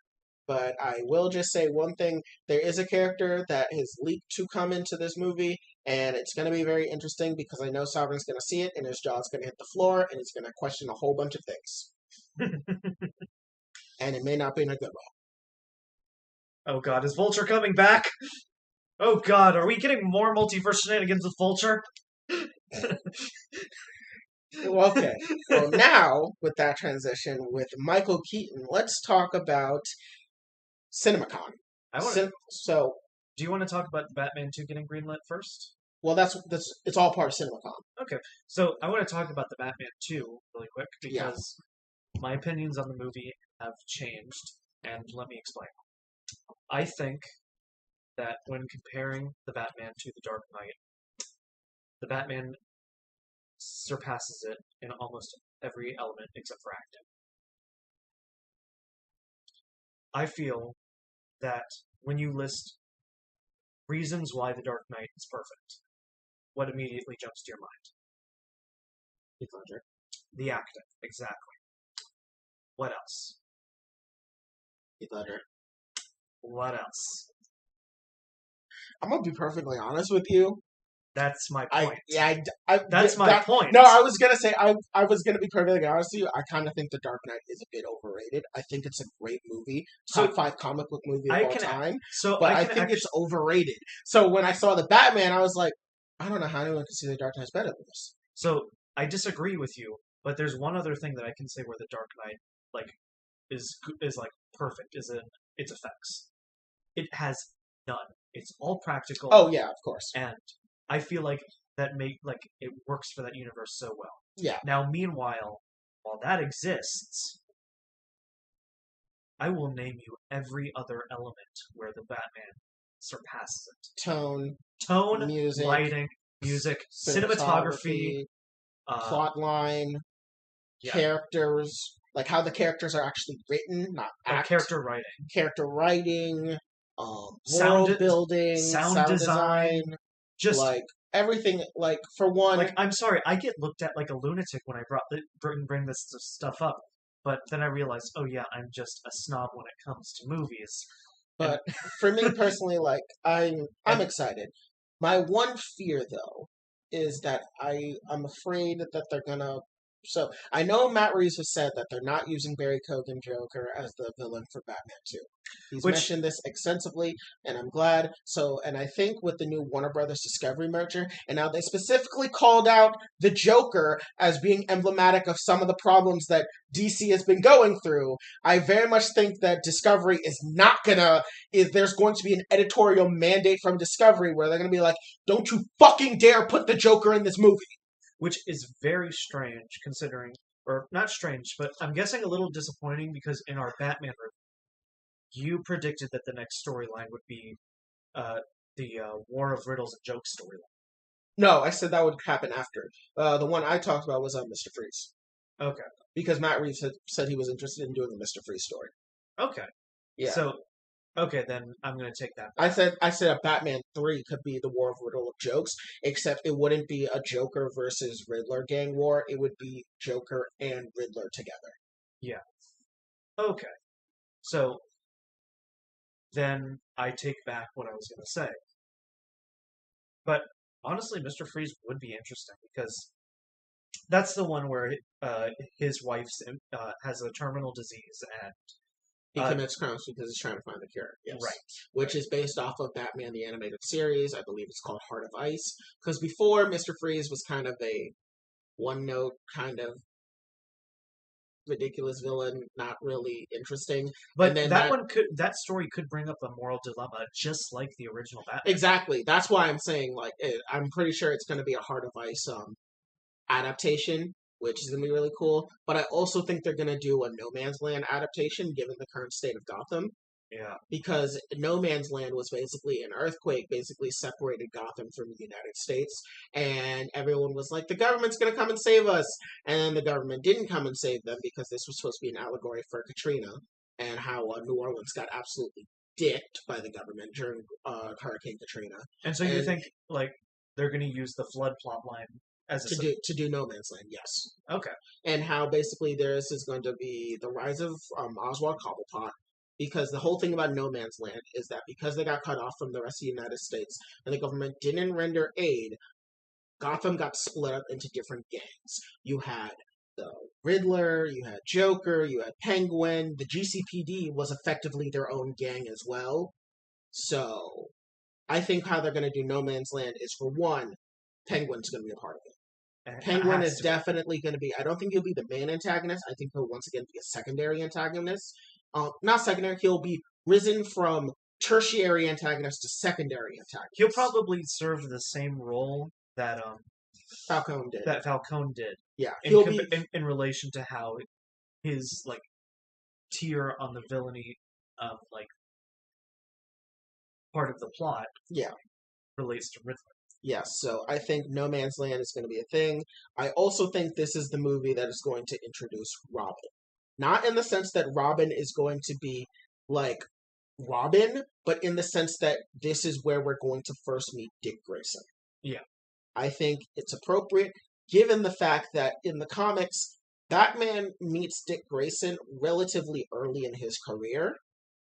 And given how many wards that Batman has, and he's supposed to be in his fucking 30s in the comics, I think it would make sense that a year 3 Batman would start with his meeting with Dick Grayson. So in my opinion, I think how they're going to handle it is that Dick Grayson and his family are going to be performing as part of, like, you know, charity to lift the spirits of Gotham type thing, and they're going to get fucking murdered by, like, Danny Zuko or whoever the fuck it was. And, yeah. And at the ending of the movie, it's going to be Batman taking in Dick Grayson. Now, I'm curious, because now I'm speculating far into this franchise's future. What plotline separates Dick Grayson from Batman letting him become Nightwing? So the whole thing, it's actually really interesting. Becoming Nightwing in the comics is not it's a Batman thing, but it has more ties to Superman. So the title of Nightwing is actually a Kryptonian superhero title. There's a character he's from the bottled city of Kandor, which is a city on Krypton that was taken away by Brainiac. Because Brainiac's whole thing is that he takes one city away from the civilization so he can study them and preserve them for whenever they inevitably die. And then Krypton inevitably died. Superman beats Brainiac and he liberates the bottled city of Kandor. He brings it to the Fortress of Solitude, and he's able to visit there. And that's where he meets a distant relative named Van Zee, who is the superhero Nightwing. And his sidekick is a former Phantom Zone criminal named Flamebird. And so the three of them have their adventures. And anyways, Dick Grayson wants to strike out on his own, and during this time he meets with Superman, and he's thinking about becoming a superhero, and Superman and Van Zee both agree that Dick Grayson is a noble and great superhero, and thus he could be given the name Nightwing. Okay. And that's how he gets the name Nightwing. It actually has less to do with Batman and more to do with Superman. I'm meaning more what splits him from, like, working under Batman. Oh, so his whole thing is that he's basically just grown up. Okay. He grows up. So he realizes that he doesn't want to be Batman, but he wants to strike out on his own. He wants to do things his own ways. He's grown up. He's learned under Bruce, and he wants to become his own hero. At this point, also in the comics universe, he was more focused on being the leader of the Titans alongside, because at the time that this all happened, there's a lot of just comic book room politics as well, in the sense that Dick Grayson was becoming more prominent for his role as the leader of the Titans, because the Titans became very popular, because people cared more about Aqualad and Red Arrow and Wonder Girl and Kid Flash and all of that. Then I wonder what universe I'm thinking of where it was a conflict that caused him to separate. Am I thinking of the animated series? So in the comics, there is a conflict, but it's not like a conflict that like fractures their relationship or anything like that. They do have an argument, and they do leave on a bit of sour terms, but it's not like bad. I might be thinking of the animated series. The animated series, It was really bad because Batman slept with Barbara Gordon when she was with Nightwing, and I chalk that up to the fact that Bruce Timm really likes the Batman Batgirl relationship that no one fucking likes. That might be what I'm thinking of. Yeah, no, that's because Bruce Timm just has a hard-on for Batgirl and Batman, and everyone does not understand it, and they all collectively hate it. Okay. So yeah, no, in the comics, the Robin becoming Nightwing has a lot more to do with Superman than Batman, but also because he was becoming his own man, he was his own team leader and all that different stuff. So yeah. Okay. Which then led to the inevitable creation of Jason Todd, who was originally just a carbon copy of Dick Grayson, and then he became a hoodlum, and then they, of course, had the very controversial decision that they were going to decide the fate of Jason Todd, whether he lives or dies, via a fucking 1-800 poll number, where I'm pretty sure one guy single-handedly swung the votes into killing off Jason Todd. But anyways, Batman 2 is going to come out. I'm excited. I'm a little bit hesitant just because I like the movie and I know they had a sequel hook, but it kind of was fine if it was just its own standalone thing. But let's be honest here, capitalism is capitalism. There was always going to be a sequel. Yes. Anyways. Thankfully, I'm not in a situation where I am with the Joker where I'm like, please don't give this a sequel. I'm like, yes, please give us a sequel. Yeah. I feel like this story has plenty of room to evolve, especially under the direction of Matt Reeves. Yeah. Hell, if this gives Matt Reeves enough experience to become the Kevin Feige of the new DC, I'm just gonna call it the DCCU that Discovery is proposing. If they make that, I would say DC Studios. Yeah. The thing with Kevin Feige though is that Kevin Feige worked under both. He worked in superhero movies for a while. He worked under DC movies. He worked under Marvel movies. I think what they really need to do is they don't need a director. They need someone who's more of a producer. That is fair. Yeah. But he could step back from the director role and just let other... But I don't want that. I don't want him to step back from the director role. In my opinion, the person that should be the Kevin Feige should not be anyone that's currently established within the DCE directorial cast. Okay. I think it should be someone new. All right. If anything, I think they should bring someone from the comics. Not Jeff Johns, because that didn't work out. But maybe we get someone like, I don't know. I mean, personally, I would like Alex Ross to be the guy to do it, but Alex Ross has a hard-on for the Silver Age, meaning we would never get anything past, like, Dick Grayson being Robin. So, no, as much as I love Alex Ross. Okay. Anyways, so let's talk about the rest of CinemaCon, which had trailers for Black Adam, Flashpoint, or it's just called The Flash, right? Yeah, it's just called The Flash, Shazam, Fury of the Gods, and Aquaman, The Lost Kingdom? Yeah, Aquaman, The Lost Kingdom. So let's go through them one by one. So these trailers have not been released to the public yet. We've only been given brief descriptions of them, so let's go through Aquaman, The Lost Kingdom first. So that one we know the least about. Basically, it looks like Ocean Master and Aquaman are going to team up to fight Black Manta, and yeah. Yeah, this one has a lot of mystery behind it because we don't know anything. Also, because of related things to things happening in the court system that right now, which we don't have enough information to comment on. Yeah, we're going to talk about this next week. It's the Amber Heard Johnny Depp thing. But from what we've heard about CinemaCon, about Aquaman and the Lost Kingdom, Amber Heard, who plays Mira, she has next to no role so far. Yeah. Which I believe was very much written on purpose because of everything that's happening between her and Johnny Depp. Yeah. So, since there's not a lot to talk about that movie, let's go to Black Adam. Wait, there's one thing I do want to talk about it, which is I'm actually interested in the idea that this is going to be a story about Aquaman teaming up with Ocean Master, because the original plans for the Snyderverse was that Black Manta and Ocean Master were going to team up, and they were going to successfully assassinate Aquaman towards the end of his movie, or during Justice League 2, one of the two. So I find it really interesting that they're switching it up.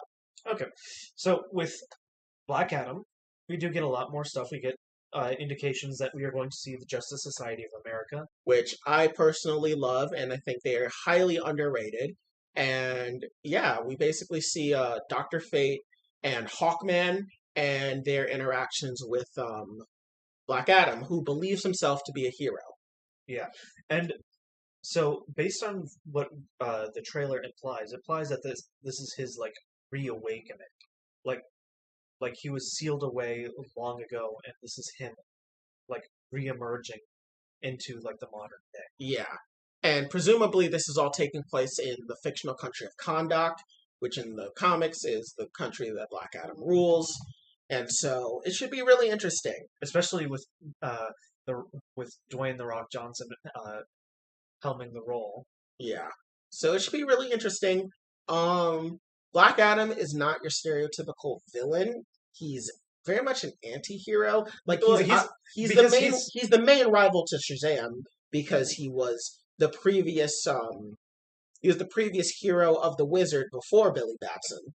Except he pulls his powers from the Egyptian pantheon instead of the Greek/Roman pantheon that Shazam does. Yeah, well, his main thing is that he rules over Kahndaq and will do anything to protect the people of Kahndaq. Yes, he rules. He's very much a Doctor Doom-esque figure, but less fascist. Yeah, He's less fascist, but he's very brutal and he's more than willing to kill, which brings him into conflict with the rest of the superhero community. I do find it interesting that he's going to be fighting the Justice Society, which I find to be really interesting because I want to know what's the story with the Justice Society in this. We know we have Dr. Fate, which I'm presuming is going to be the Kent Nelson version and not Khalid Nassour. And we also have Hawkman, which I'm assuming is Carter Hall and not Kadar Hall. So, God, I wonder how they're going to handle the mess that's Hawkman. But seems to be pretty interesting. I definitely with the prominence that Black Adam is getting, definitely ties into a later segment that we're going to talk about. But overall, I'm the most excited for this movie, partially because I just love the Justice Society. yeah. I love the Justice Society of America. I love Alan Scott. I love Jay Garrick. I love Wildcat. I love fucking the Atom, Al Pratt. I love them all. I think they're really cool. Now moving on from there, I'm most excited for this one because I know this one's going to be an absolute dumpster fire. The Flash. The Flash, everybody. So they confirmed that Michael Shannon is reprising his role as General Zod, and I am just wondering how the actual fuck is he coming back? Superman broke that man's neck back in 2013, and he's been dead for damn near 10 years. Why are they bringing him back? Multiverse shenanigans. Why the fuck is it General Zod? I hate it. So especially because in Young Justice, we're getting General Zod right now in Young Justice, and that's actually going to be handled pretty fucking well. So we're going to be getting characters like General Zod. We've got confirmation of Supergirl. Which we already knew because she was in the trailer. But we got Supergirl. We have Michael Keaton's Batman as well as Ben Affleck's Batman, both in this movie. Which I was not expecting Batfleck, but I guess that's fine. This is actually his last movie. Thank God.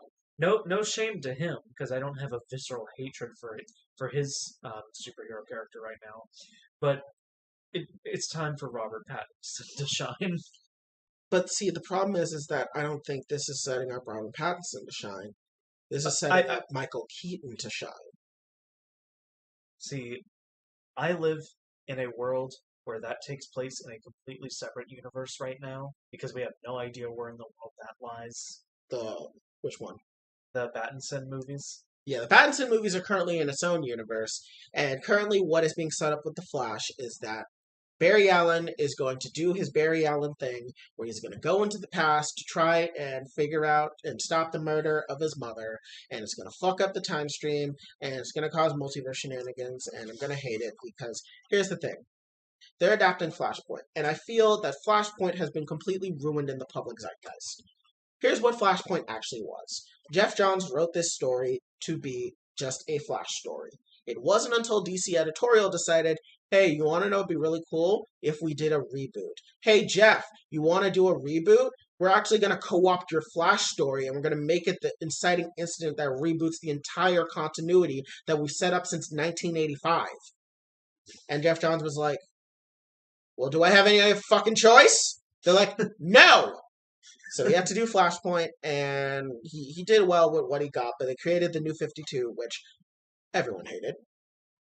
And so now everyone seems to think that whenever Flashpoint should be done, it should just be done to rewrite everything. Despite the fact that Flashpoint at its core is supposed to be a story about Barry and Eobard Thawne.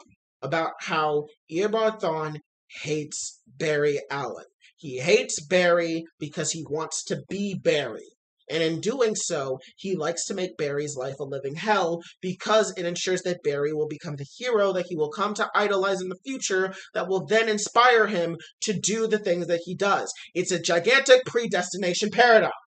And so, Flashpoint is supposed to be a world where if Barry actually succeeded in doing what he wanted to do in stopping the Reverse Flash, it would actually cause the world to be much more terrible to the point where the Reverse Flash gets to be the Supreme Flash because he's now a living paradox, meaning he cannot be taken out of the timeline, but Barry doesn't have powers anymore.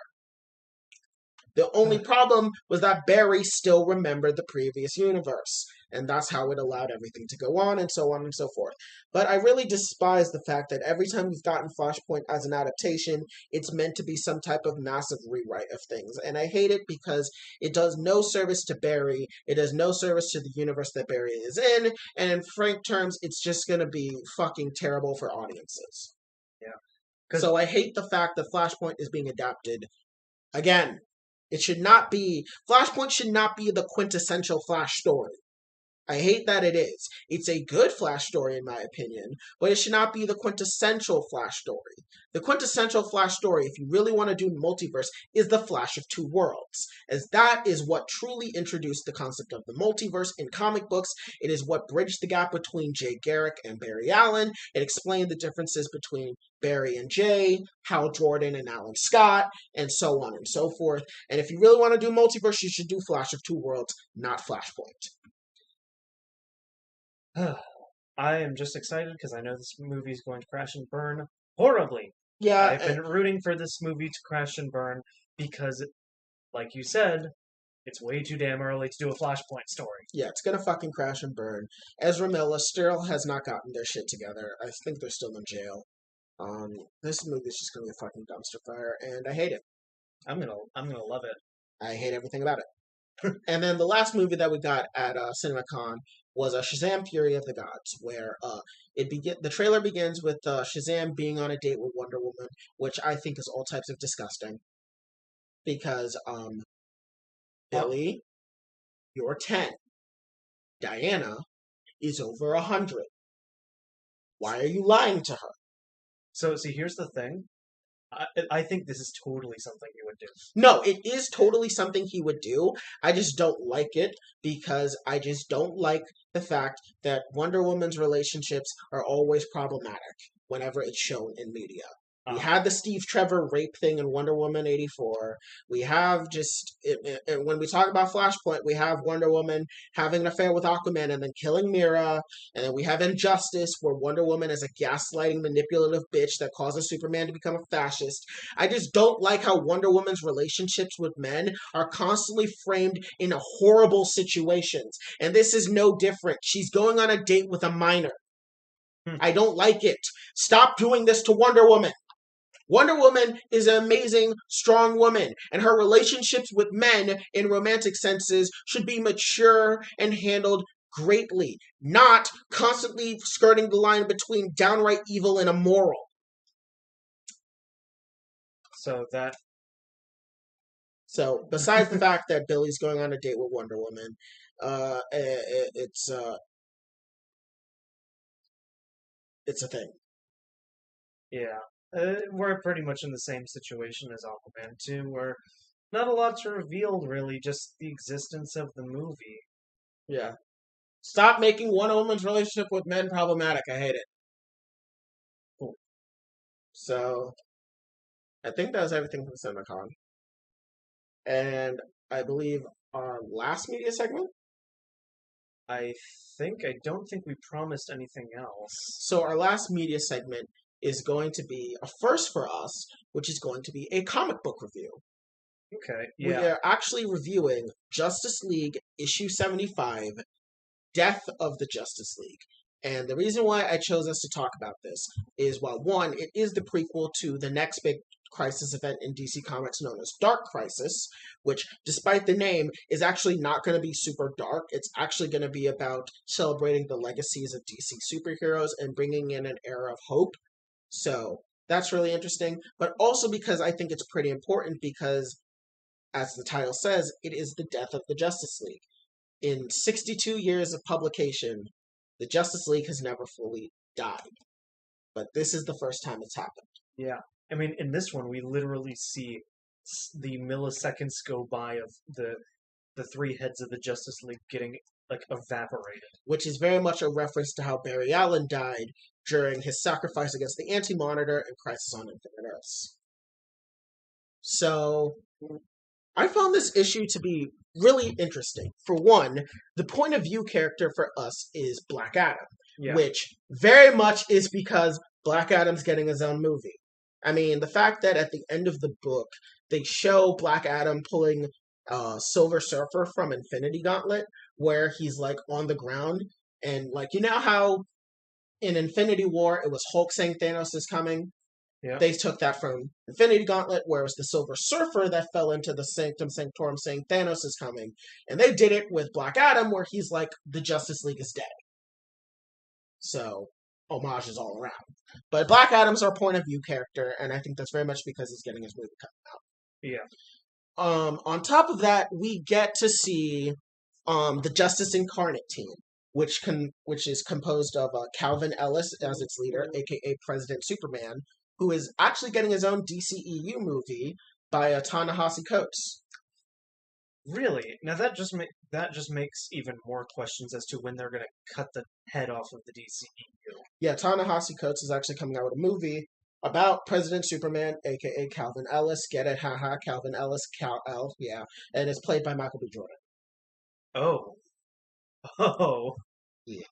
Oh, that is actually pretty cool. So, but yeah, But Calvin again- Ellis is there. But again, if it's going to lie in the DCEU, now I'm just thinking like, It's outside the DCEU, to our knowledge. oh, okay, you didn't.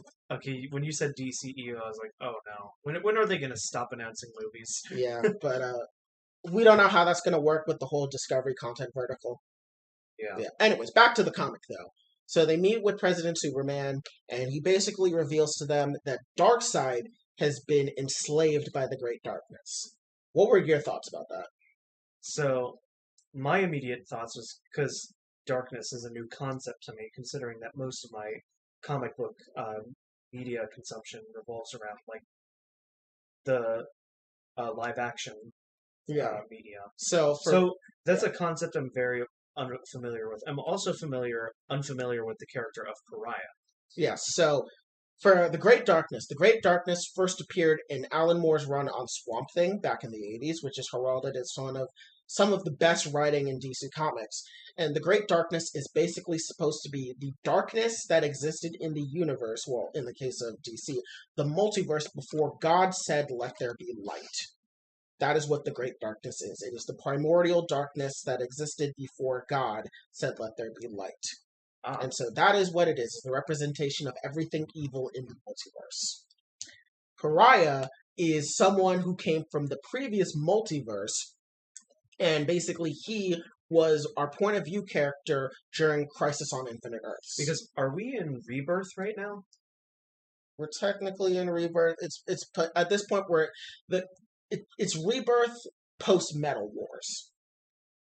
And I am not familiar with that. It's Dark Knight's Metal and Dark Knight's Death Metal, which were big comic book events. Okay. And so, basically, at this point, everything is canon in the comics. Everything is canon. Like, pre-New 52 continuity has been established. The pre-Crisis on Infinite Earth continuity has been established. The multiverse has returned and all this different shit. Pariah was basically our point of view character during Crisis on Infinite Earth, as he was basically damned to watch the Anti-Monitor destroy the multiverse. Okay, so the events of this, I'm putting that and what I've read together, this is him going. I would imagine this is him going insane Yes, because of everything that he experienced in Crisis on Earth. exactly. He believes now that the Great Darkness is the true thing that he needs to unleash because it will allow him to finally get rid of all the suffering that he's experienced in watching so many universes die throughout his lifetime, which came from his point of view, it came from his hubris in researching into the multiverse. He believes it's his fault. That's why he's Pariah. Okay. So he is currently the big bad, and he's now working for the Great Darkness, where he unleashes a bunch of villains. He unleashes Doomsday, Darkseid, Upside Down Man. Yeah, Doomsday. He specifically releases a bunch of villains that are connected on some level to the Great Darkness. Darkseid being basically evil incarnate. Doomsday because he's fucking Doomsday. Doomsday at his peak is comparable to Darkseid in power. You have Ares, aka the god of war, because chaos. You have Necron, who is the Black Lantern, death. He's death. You have the Upside Down Man, who is basically like he's just really fucking creepy and evil, and he's a villain to Justice League Dark. You have Neron, who's like Satan. You have Eclipso, who's also like Satan. You have the Empty Hand, which is supposed to be a representative of you know how God has like how the Bible is written. So there's a whole thing where God reaches out his hand and it's like empty my hand is. Mm-hmm. The empty hand is a representation of what that is, and in specific, the empty hand is the representation of the reader's empty hand when they close a comic book. It's a Grant Morrison creation. Very meta. So they're all there, and they're fighting the Justice League, and the Justice League is kind of getting their ass kicked. Yeah, they don't really handle it all that well.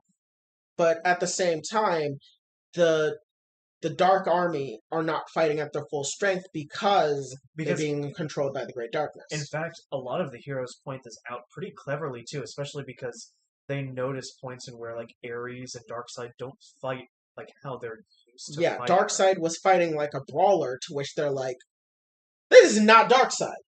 Darkseid has never been a brawler."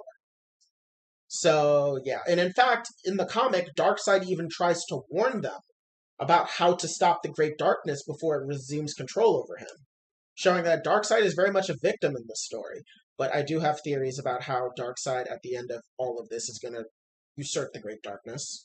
Because in the future, in the 30th century, when the Legions of Superheroes stories happen, Darkseid is referred to as the Great Darkness, which leads me to believe that he will usurp the Great Darkness in present day. But not right now. He's currently their slave. And shit goes really bad. Green Arrow destroys Pariah's machine in a badass arrow shot, only to get his entire upper half crushed by Doomsday. Yeah. And thus began the death of the Justice League. Yeah, no. His death was absolute slaughter. Yeah, he got fucking wrecked by Doomsday. It was pretty bad. It basically spelled the beginning of the end, because after the destruction of the machine, Pariah still had more than enough power to disintegrate the entire Justice League. He disintegrates the Trinity of Batman, Superman, and Wonder Woman, and like we see their skeleton and everything. They're dead. You see Hawkwoman, Zatanna, Martian Manhunter, John Stewart, Green Lantern, Captain Carrot, Calvin Ellis, Avery Ho, Captain Multiverse, all of them gone. With the only survivor ending up as Black Adam. Black Adam, and potentially Black Canary, because we didn't see her get destroyed. But she's probably dead too. Probably. And we see Black Adam, and he tries to fight them off, and the only reason he survives is because he screams Shazam, and it allows him to escape and land in Metropolis. Yeah. And thus letting those who are still alive know that Yeah, you guys, this is The Justice League is fucking dead. kind of a bad situation that we're in. I hate to say it, everybody, the greatest heroes of all time, they're dead. The Yeah, greatest heroes of the multiverse are exactly. dead. So I thought this was just a really interesting story. It's obviously a prequel for Dark Crisis, which I think we should review on the channel since we've already read the prequel. And it comes out, it's a monthly thing, so it's just gonna be like our Dragon Ball reviews. Yeah. But I think this has been really interesting, just seeing the Justice League die. Because we've never seen the Justice League, like the Trinity have all died at different points. We had Superman, obviously, in the death of Superman. Uh, Wonder Woman hasn't really died, but she's just gone through a lot of suffering. Batman's supposed death at the end of Final Crisis when he got hit by the Omega Sanction. But this is our first time where we see them all just gone. Yeah. Now, in my opinion, I think there's a difference between how Green Arrow died and how the rest of them died. Yeah, because I mean, Like, Green Arrow died, while the Justice League, I think, died. in quotations. Yeah. Hmm. What I think this is... I guess, but because I don't know. Like, it's very, like, knowing how comic books are, no character stays dead unless your name is fucking Uncle Ben. Unless your name is Ben Parker, you're coming back to life eventually. But, depending on how you die determines how long you stay dead. And the way the Justice League died versus how Green Arrow died was very different. Like, with the Justice League, we saw them get disintegrated in a way that Barry Allen got disintegrated during Crisis on Infinite Earths, but it was revealed in Final Crisis that Barry was actually trapped in the Speed Force. Now, obviously, I don't think they're trapped in the Speed Force, as the Speed Force is specifically a speedster thing. So what I'm thinking is they're trapped in a dead multiverse, which is still death, because they're outside of the main multiverse. And for all intents and purposes, there's no way out. They are effectively dead. But I don't think they're dead like how Green Arrow is, where he just got fucking crushed. I'm guessing I just don't have much experience with comic books, so maybe that's why I'm just not on board yet.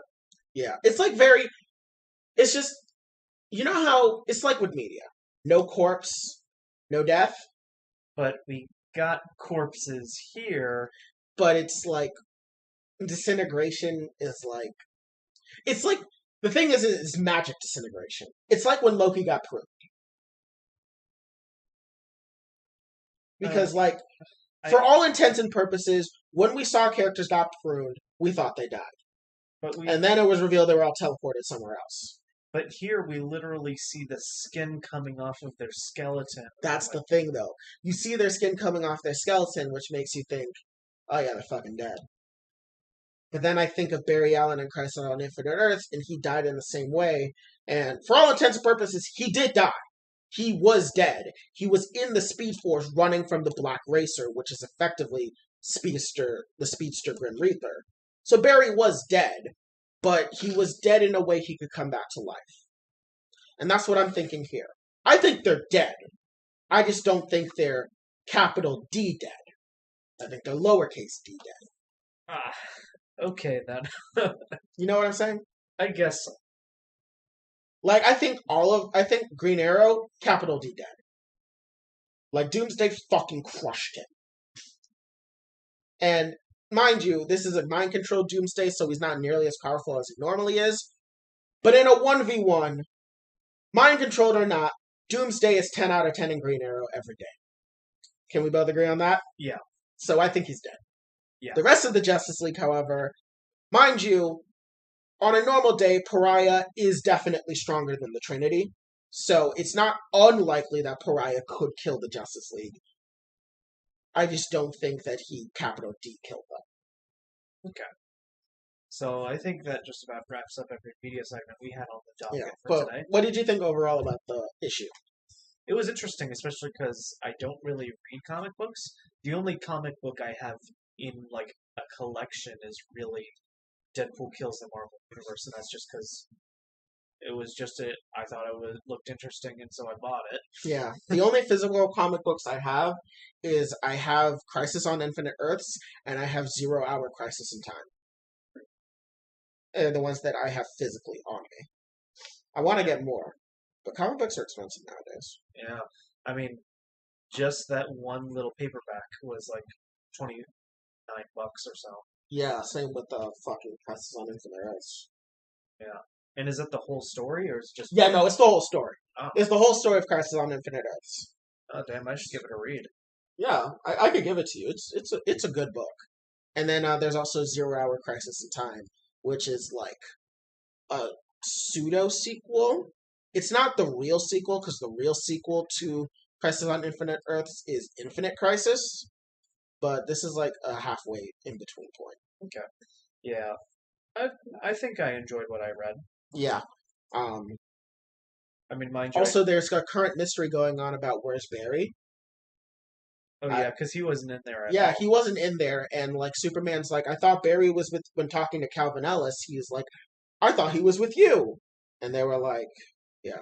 Also, there is one thing, which is that Flashpoint Batman Thomas Wayne is a part of that Justice League team, so the fact that he's missing is important. Now that's one thing I don't like. I don't like that. Flashpoint Batman has been around for a while. He actually survived the death of the Flashpoint universe I don't like that. No, yeah. So how it happened is there's a storyline called Convergence that is near universally hated for good reason.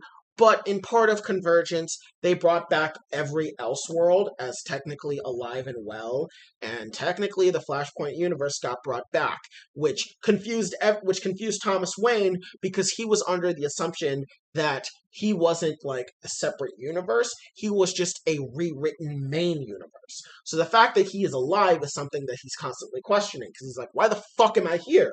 This isn't good. I really don't like that. Yeah, but he's not part of this team anymore. He's missing. So that's probably going to come back at some point. Because he was a part of the team, and he's now missing. I did not know that. I'm still processing that, and my absolute hatred for that. Mind you, he's not Bat God or anything. He's trying to become an adjusted person. He still kills, and he's still messed up, but like, he has like a big, like him and President Superman have like a respect for each other. Like he respects him. He thinks he's a good person, better than he is.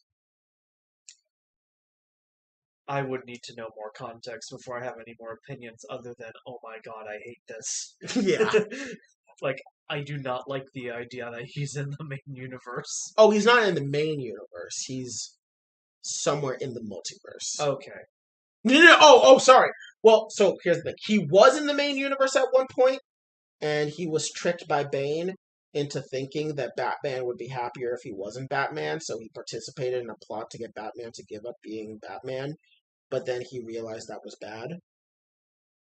And then stuff happened, and he ended up getting on the Justice League Incarnate team, and now he's lost in the multiverse. Okay. Trust me, we all hated it when he was brought into the main universe. It was one thing when Barry gave him the letter that he wrote to him at the end of Flashpoint in the New 52. It was one thing for that. It was another thing when he showed up in that is fine, because that was also in the animated interpretation. But then there was a storyline called The Button, which was basically Barry Allen, Eobard Thawne, and Batman coming to the realization that something is wrong.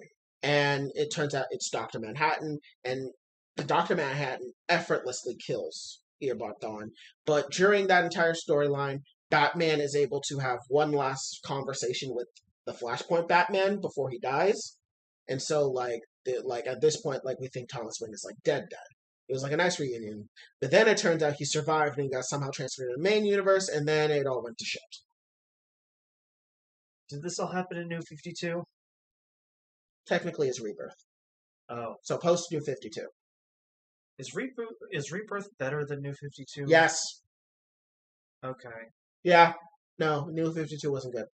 What did people hate about it so much anyway? It took away over 30 years of continuity, Oh, restarted everyone back to base, but also rewrote a whole bunch of other shit. For example, Justice Society, gone. The Teen Titans, gone. Cyborg got elevated to League founding member instead of member of the Titans. Fan favorite Titan characters like Wally West, gone. Replaced with Wallace West, which was Black Wally, which who I personally like, but it was clear he wasn't Wally West, yeah. the blonde. A whole bunch of just character rewriting stuff. Hawkman still a mess. It was just really bad. It was just a lot of just bad things, but they didn't fully commit to it. But because Green Lantern and Batman were selling well at the time, their universes didn't get fully rewritten. So we were in this weird nebulous place, and it was just a bunch of retcons. It was really bad continuity and all that stuff. So then they started to rewrite it, which then culminated in Rebirth, where basically Wally West returns, and it's basically revealed that the reason why the New 52 happened was because Dr. Manhattan interfered when Barry was going back to the present after fixing everything in Flashpoint. It turns out it was Dr. Manhattan's fault that the New 52 happened. Huh. Yes. Well, I think that's enough mind, like, aneurysms for one day. I want to move on to our politics segments. Yes. So which one do you want to start with? Let's start with the easy one. Let's start with, of course, uh, Twitter. So, you didn't hear Elon Musk, the most hated African on the face of the earth, bought Twitter. No, you can't say that. That's racist. I can say what I want. He may be African, but he can't say the N word. Anyways, Other people may disagree, and those people would be wrong. anyways, Elon Musk, he bought Twitter because, of course, he did. Because See, I was living in a world where Twitter had this poison pill ready to go for if he bought it that would completely negate his ability to take over Twitter. I'm like, okay, I can relax. I'm going to sit here and just not worry about this. Next day, oh, he bought Twitter. And I'm like, what? Yeah, it seemed like for a while the Twitter shareholders were like. So basically, what it was is originally he wanted to become a shareholder. And Twitter was like, haha, no. So he was like, okay, so I'll just buy you instead. And they were like, oh, oh, oh. So Jack Dorsey's out, pretty much. So this is now the society we live in. So yeah, Elon Musk runs Twitter, and he says that he wants to do some things. He wants to make the Twitter algorithm open source, which, if he did, would actually be one of the only good things he would do at Twitter. But he also says that he's a champion of free speech. So what I'm hearing is that no one's allowed to criticize me, and if I get criticized, they're going to get banned, and I'm going to shadow ban people, and I'm also going to bring Trump back. Yeah, most likely the most obvious consequence of this will be the unbanning of former President Trump. As well as people like Alex Jones and other psychopaths. Yep. Well, I'll probably get back. He's also definitely going to institute shadow bans. Specifically, there's this guy who's been tracking his his planes, right? I believe so. He's tracking his planes, and Elon Musk tried to buy him off, and the kid was like, "Ha, fuck you, no." And now he has Twitter, he's definitely going to block the kid. He's going to shadow ban the kid so people can't criticize him, as well as shadow ban any other accounts that are meant to criticize him. Basically, the biggest problem with Elon Musk owning Twitter is that he's not going to be a whole free speech warrior like he claims he's going to be. He's basically going to turn Twitter more so into an echo chamber that supports him and people like him and opinions like his through just a carefully crafted tweaks to the terms of service and tweaks to the algorithm that will push down dissenting voices. Which Twitter's enough of an echo chamber as it is. So to see it devolve into even more of one? Yeah, well, see, here's the thing. In my opinion, Twitter isn't really an echo chamber because Twitter, like any other social media platform, its content is curated off of what you like and tweet about. Meaning that it only becomes an echo chamber if you allow it. The problem I have now currently, though, is Twitter has, throughout its lifespan, has become more and more likely to promote popular things. So even if you're not a Marvel fan, odds are MCU content's going to scroll across your Twitter at least once because of Disney being able to promote a fuck ton of shit on Twitter because they're a corporation with billions of dollars. So what I'm mainly fearing is that right-wing politics are going to be promoted through the Twitter algorithm. So even if you don't subscribe to that stuff, it's still going to get into you. Kind of like how the alt-right pipeline became a thing on YouTube, where all it took was one video and then you became inundated with right-wing videos. Even if Yeah. you were not previously even if you were not previously even aware of that. Yeah. And, like, it's to the point where I'm afraid of looking up certain content. Like, say there was a song from a movie I liked. I'm afraid of now I'm going to be full of clip channels and all of that, just because I look up one clip from one movie that I just so happen to like the background music of. Exactly. So, and also just, I don't like Elon Musk buying Twitter because I also believe it's going to be a massive conflict of interests in the sense that Twitter very much determines how Tesla stock goes up and down because of the things that he does on Twitter, things Yeah. he tweets, the things that he supports, and all these different things. Those things very much have a direct effect on how Tesla stock goes up and down. And now that he owns Twitter, I very much believe that, he's going to be able to, make sure that news about him and Tesla aren't spread across Twitter as much, so it would stop things from like Tesla stock going down. So he can maintain making his endless amounts of money. Right. Because one of the best parts about Twitter, and I will fight anyone that tries to disagree with me on this, is that Twitter is very good for getting live, up to date news. Like, no matter where you are on Twitter, someone is tweeting about news somewhere in the world. And it can spread anywhere. If you go on other social media platforms and they're like, here's our live thread about this news, it's literally just links to people tweeting on Twitter. Because Twitter is very good for people to tweet about news. I'm afraid that Elon Musk is going to gut parts of that so that people don't look too closely at news that could reflect badly on him or things that he is investing in. And that's what I don't want. Yeah, definitely see that. And it's funny too because I only recently jumped on Twitter, like very recently, and now I'm like, oh great. And unfortunately, it's like I think a lot of us on the online left have made the realization a mass boycott does not work this time. I'm going to be honest with you. Mass boycotts don't work. Like especially here, like it will not work. Yeah. Like Especially, like, there's so many people that are going to be like, oh my god, like, I'm going to boycott Twitter now that Elon Musk owns it. And it's like, no, you're fucking did you guys boycott Facebook? No, you didn't.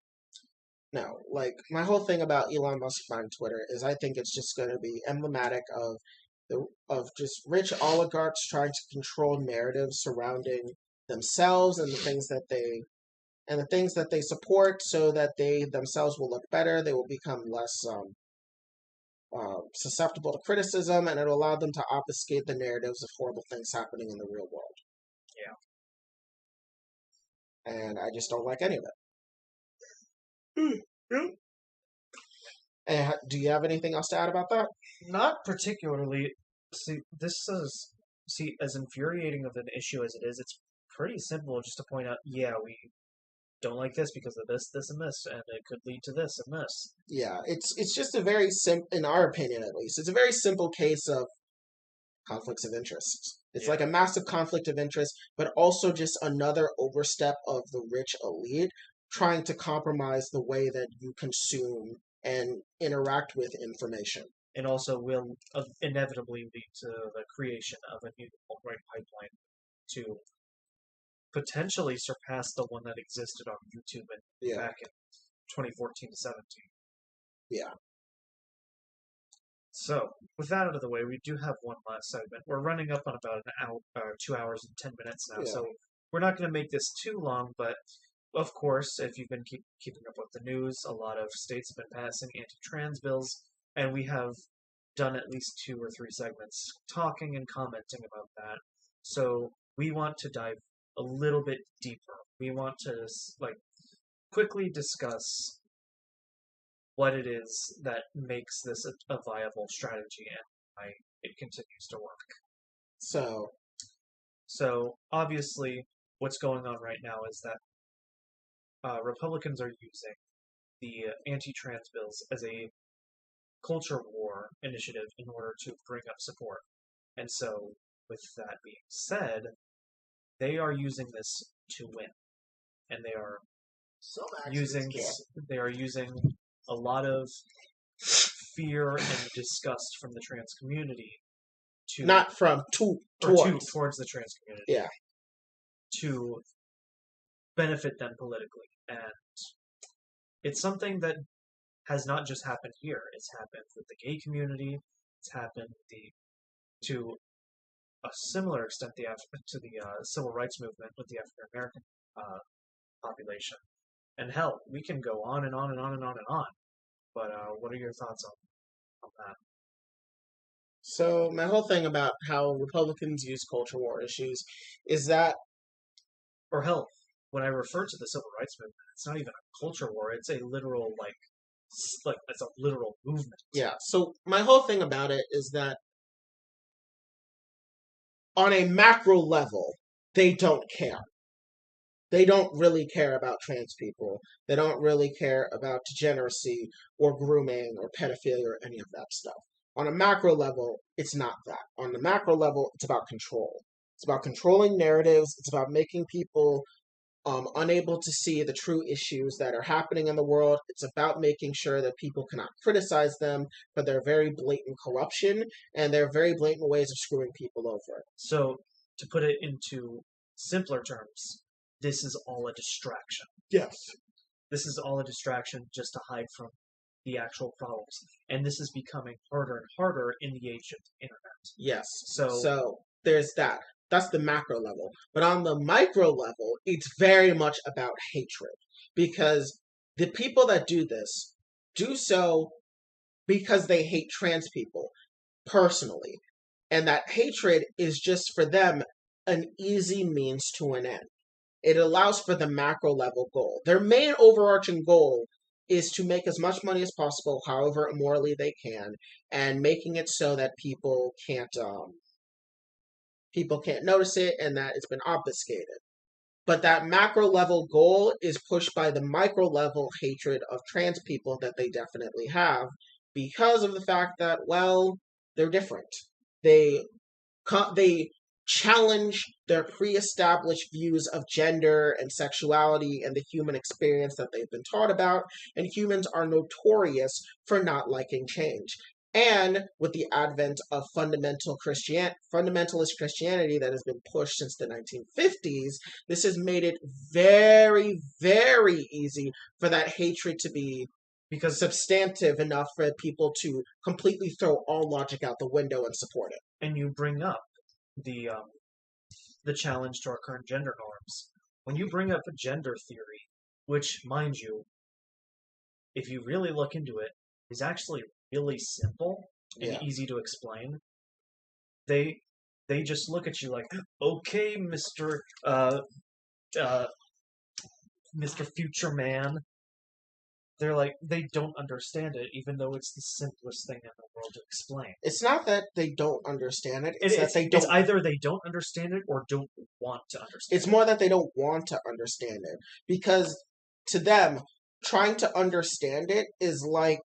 It's like crossing the line. To them, trying to understand that is like asking them to try and understand why a serial killer would want to kill people. Like, it's crossing the line into degeneracy, and it's like, to them, it's evil. Yeah. And this feeling of like disgust and hatred is what politicians and media figures are able to take advantage of. And that's what's leading this current culture. That is what ultimately is the root of what is going on. Yeah. And I mean, this latest culture war is about trans people, but there have been numerous other culture wars that Republicans have been exploiting. Remember critical race theory?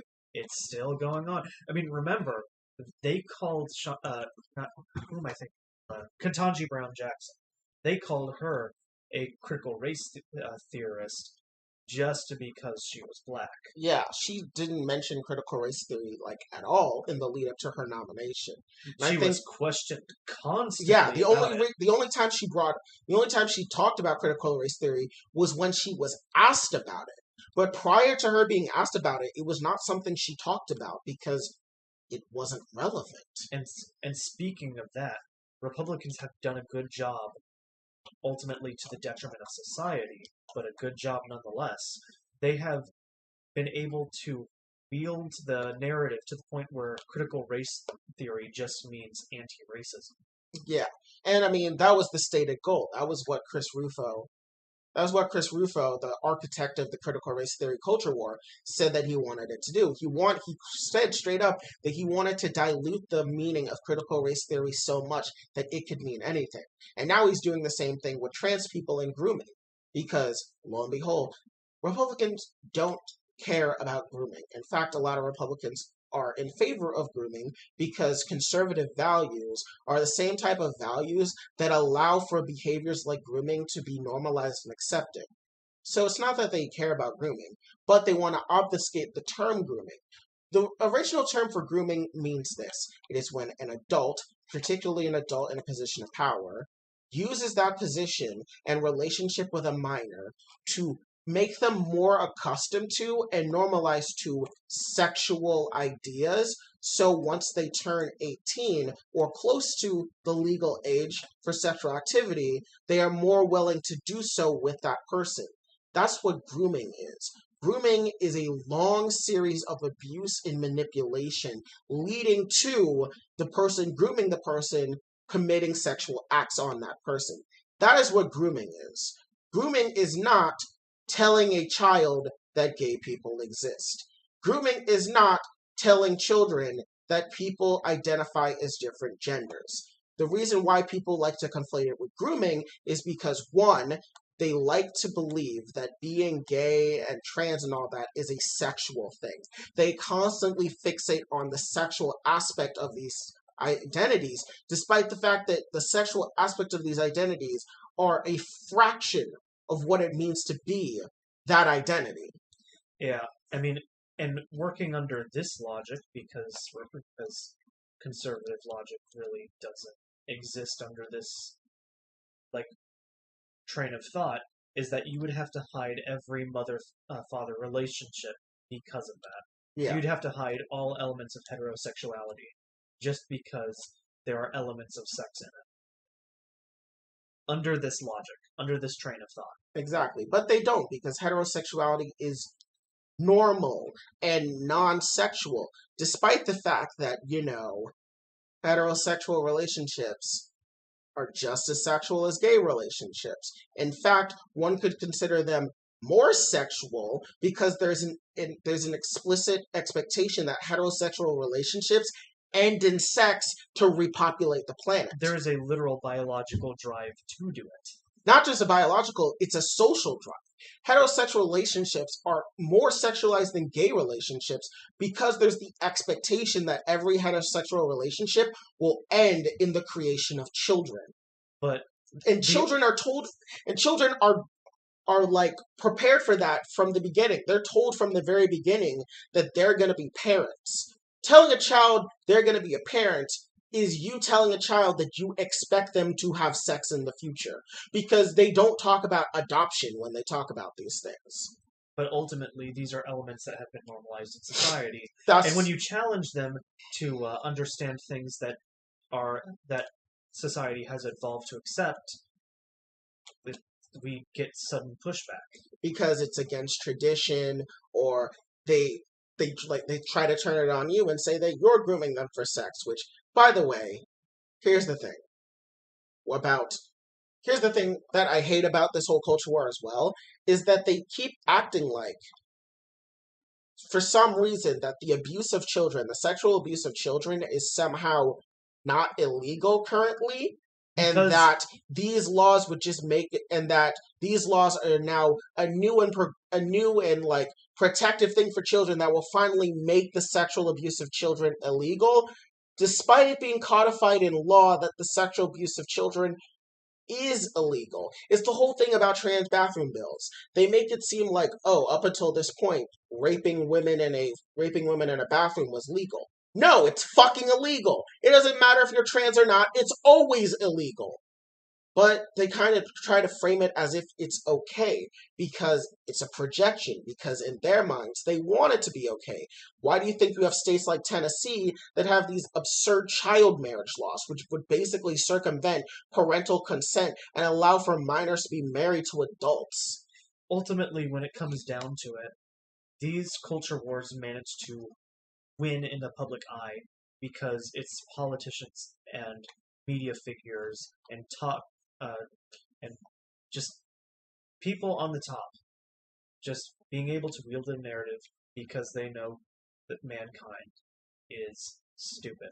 Not that mankind is stupid, but that at the end of the day, in the society that we have cultivated, people only care about things that they're told to care about. Because of how we have constructed society, we have made it so that people on an individual level are very individualistic and only can care about those that are within their visual and social proximity. Anything outside of that is effectively a different universe. It is not something that you care about because it's not something you interact with. That's why racism was allowed to proliferate for so long. When you segregate people and you other people, you almost make it so that those people don't exist. That's why integration and diversity is important because it allows you to see the issues that other people face and they become real for you. And when they become real for you, you want to fight for them and you want to make them stop. This is what is happening. They are making these trans people become othered and outsiders, so then it becomes easier for you to not see their issues within your direct purview, meaning it becomes a self-fulfilling prophecy, where because trans people are ostracized, people don't care about them. And because people don't care about them, they're ostracized. And that's what this culture war is all about. Because at the end of the day, when you give someone to hate, if you give one person to hate someone, they'll just hate them. They won't notice that you're picking their pocket. And in fact, if you really give if you give, the saying was basically this: if you give the white man a reason to hate the black man, they won't notice that the white man is getting their pocket picked. If you tell the white man they're superior to the black man, they'll hand their wallet over to you. And in my opinion, that is emblematic of people as a whole. If you give them something to focus on, they will focus on it and ignore everything around them.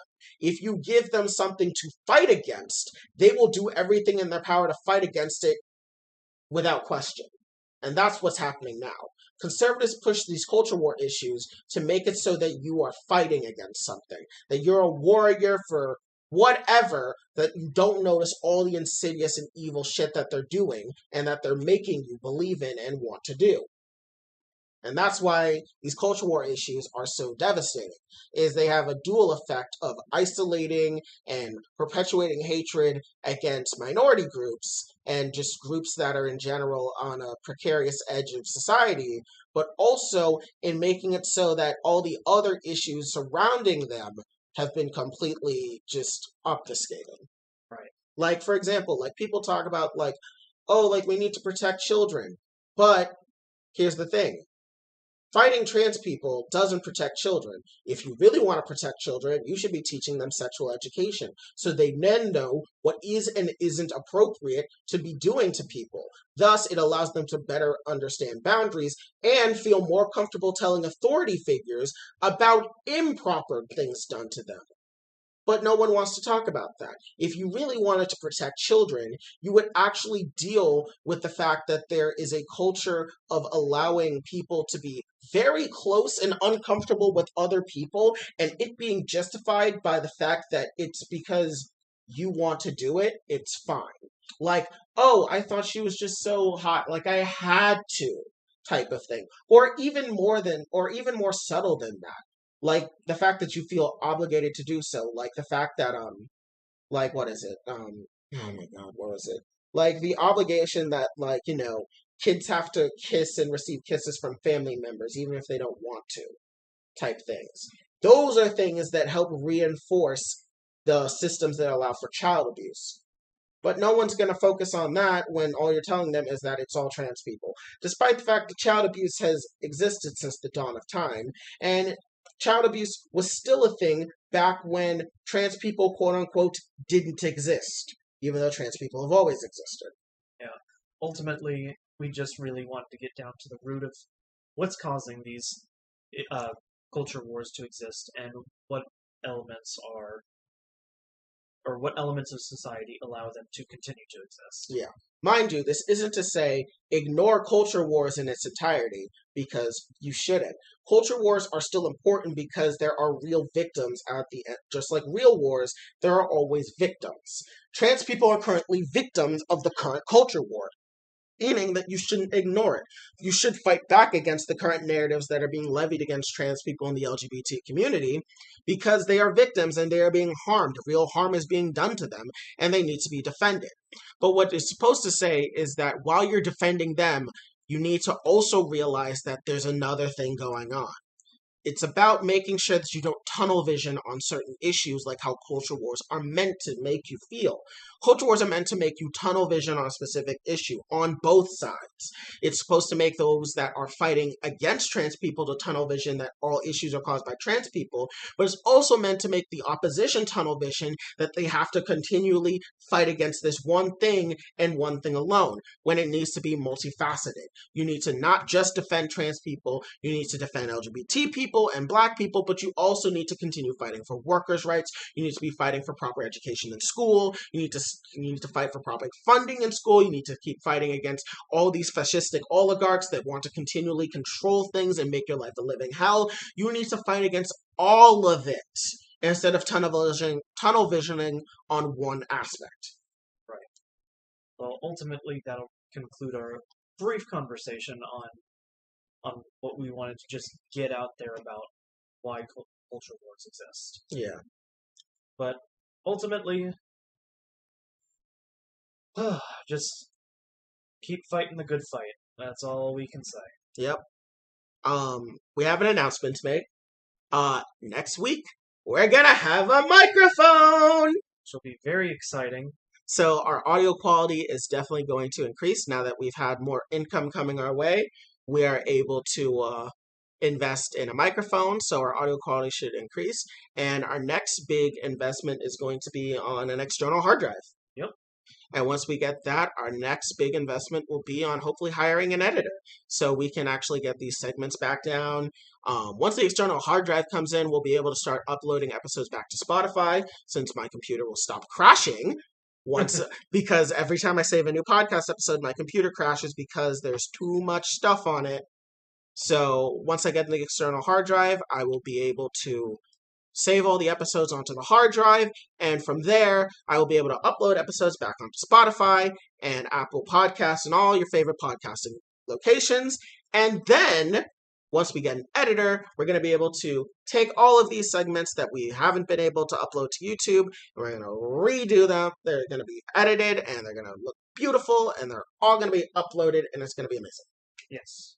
So we are getting some income from outside the podcast, but hopefully this will allow the podcast to grow and start becoming its own revenue stream.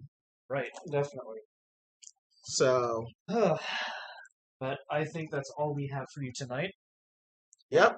I know our uploading schedule has been a little inconsistent over the past few weeks, but we're going to try to stay as consistent as possible, bring you the good content that you all come here to enjoy. Yep. I have a new job, and I just got promoted in that new job as well. And my responsibilities have been all over the place, meaning I've been working a lot.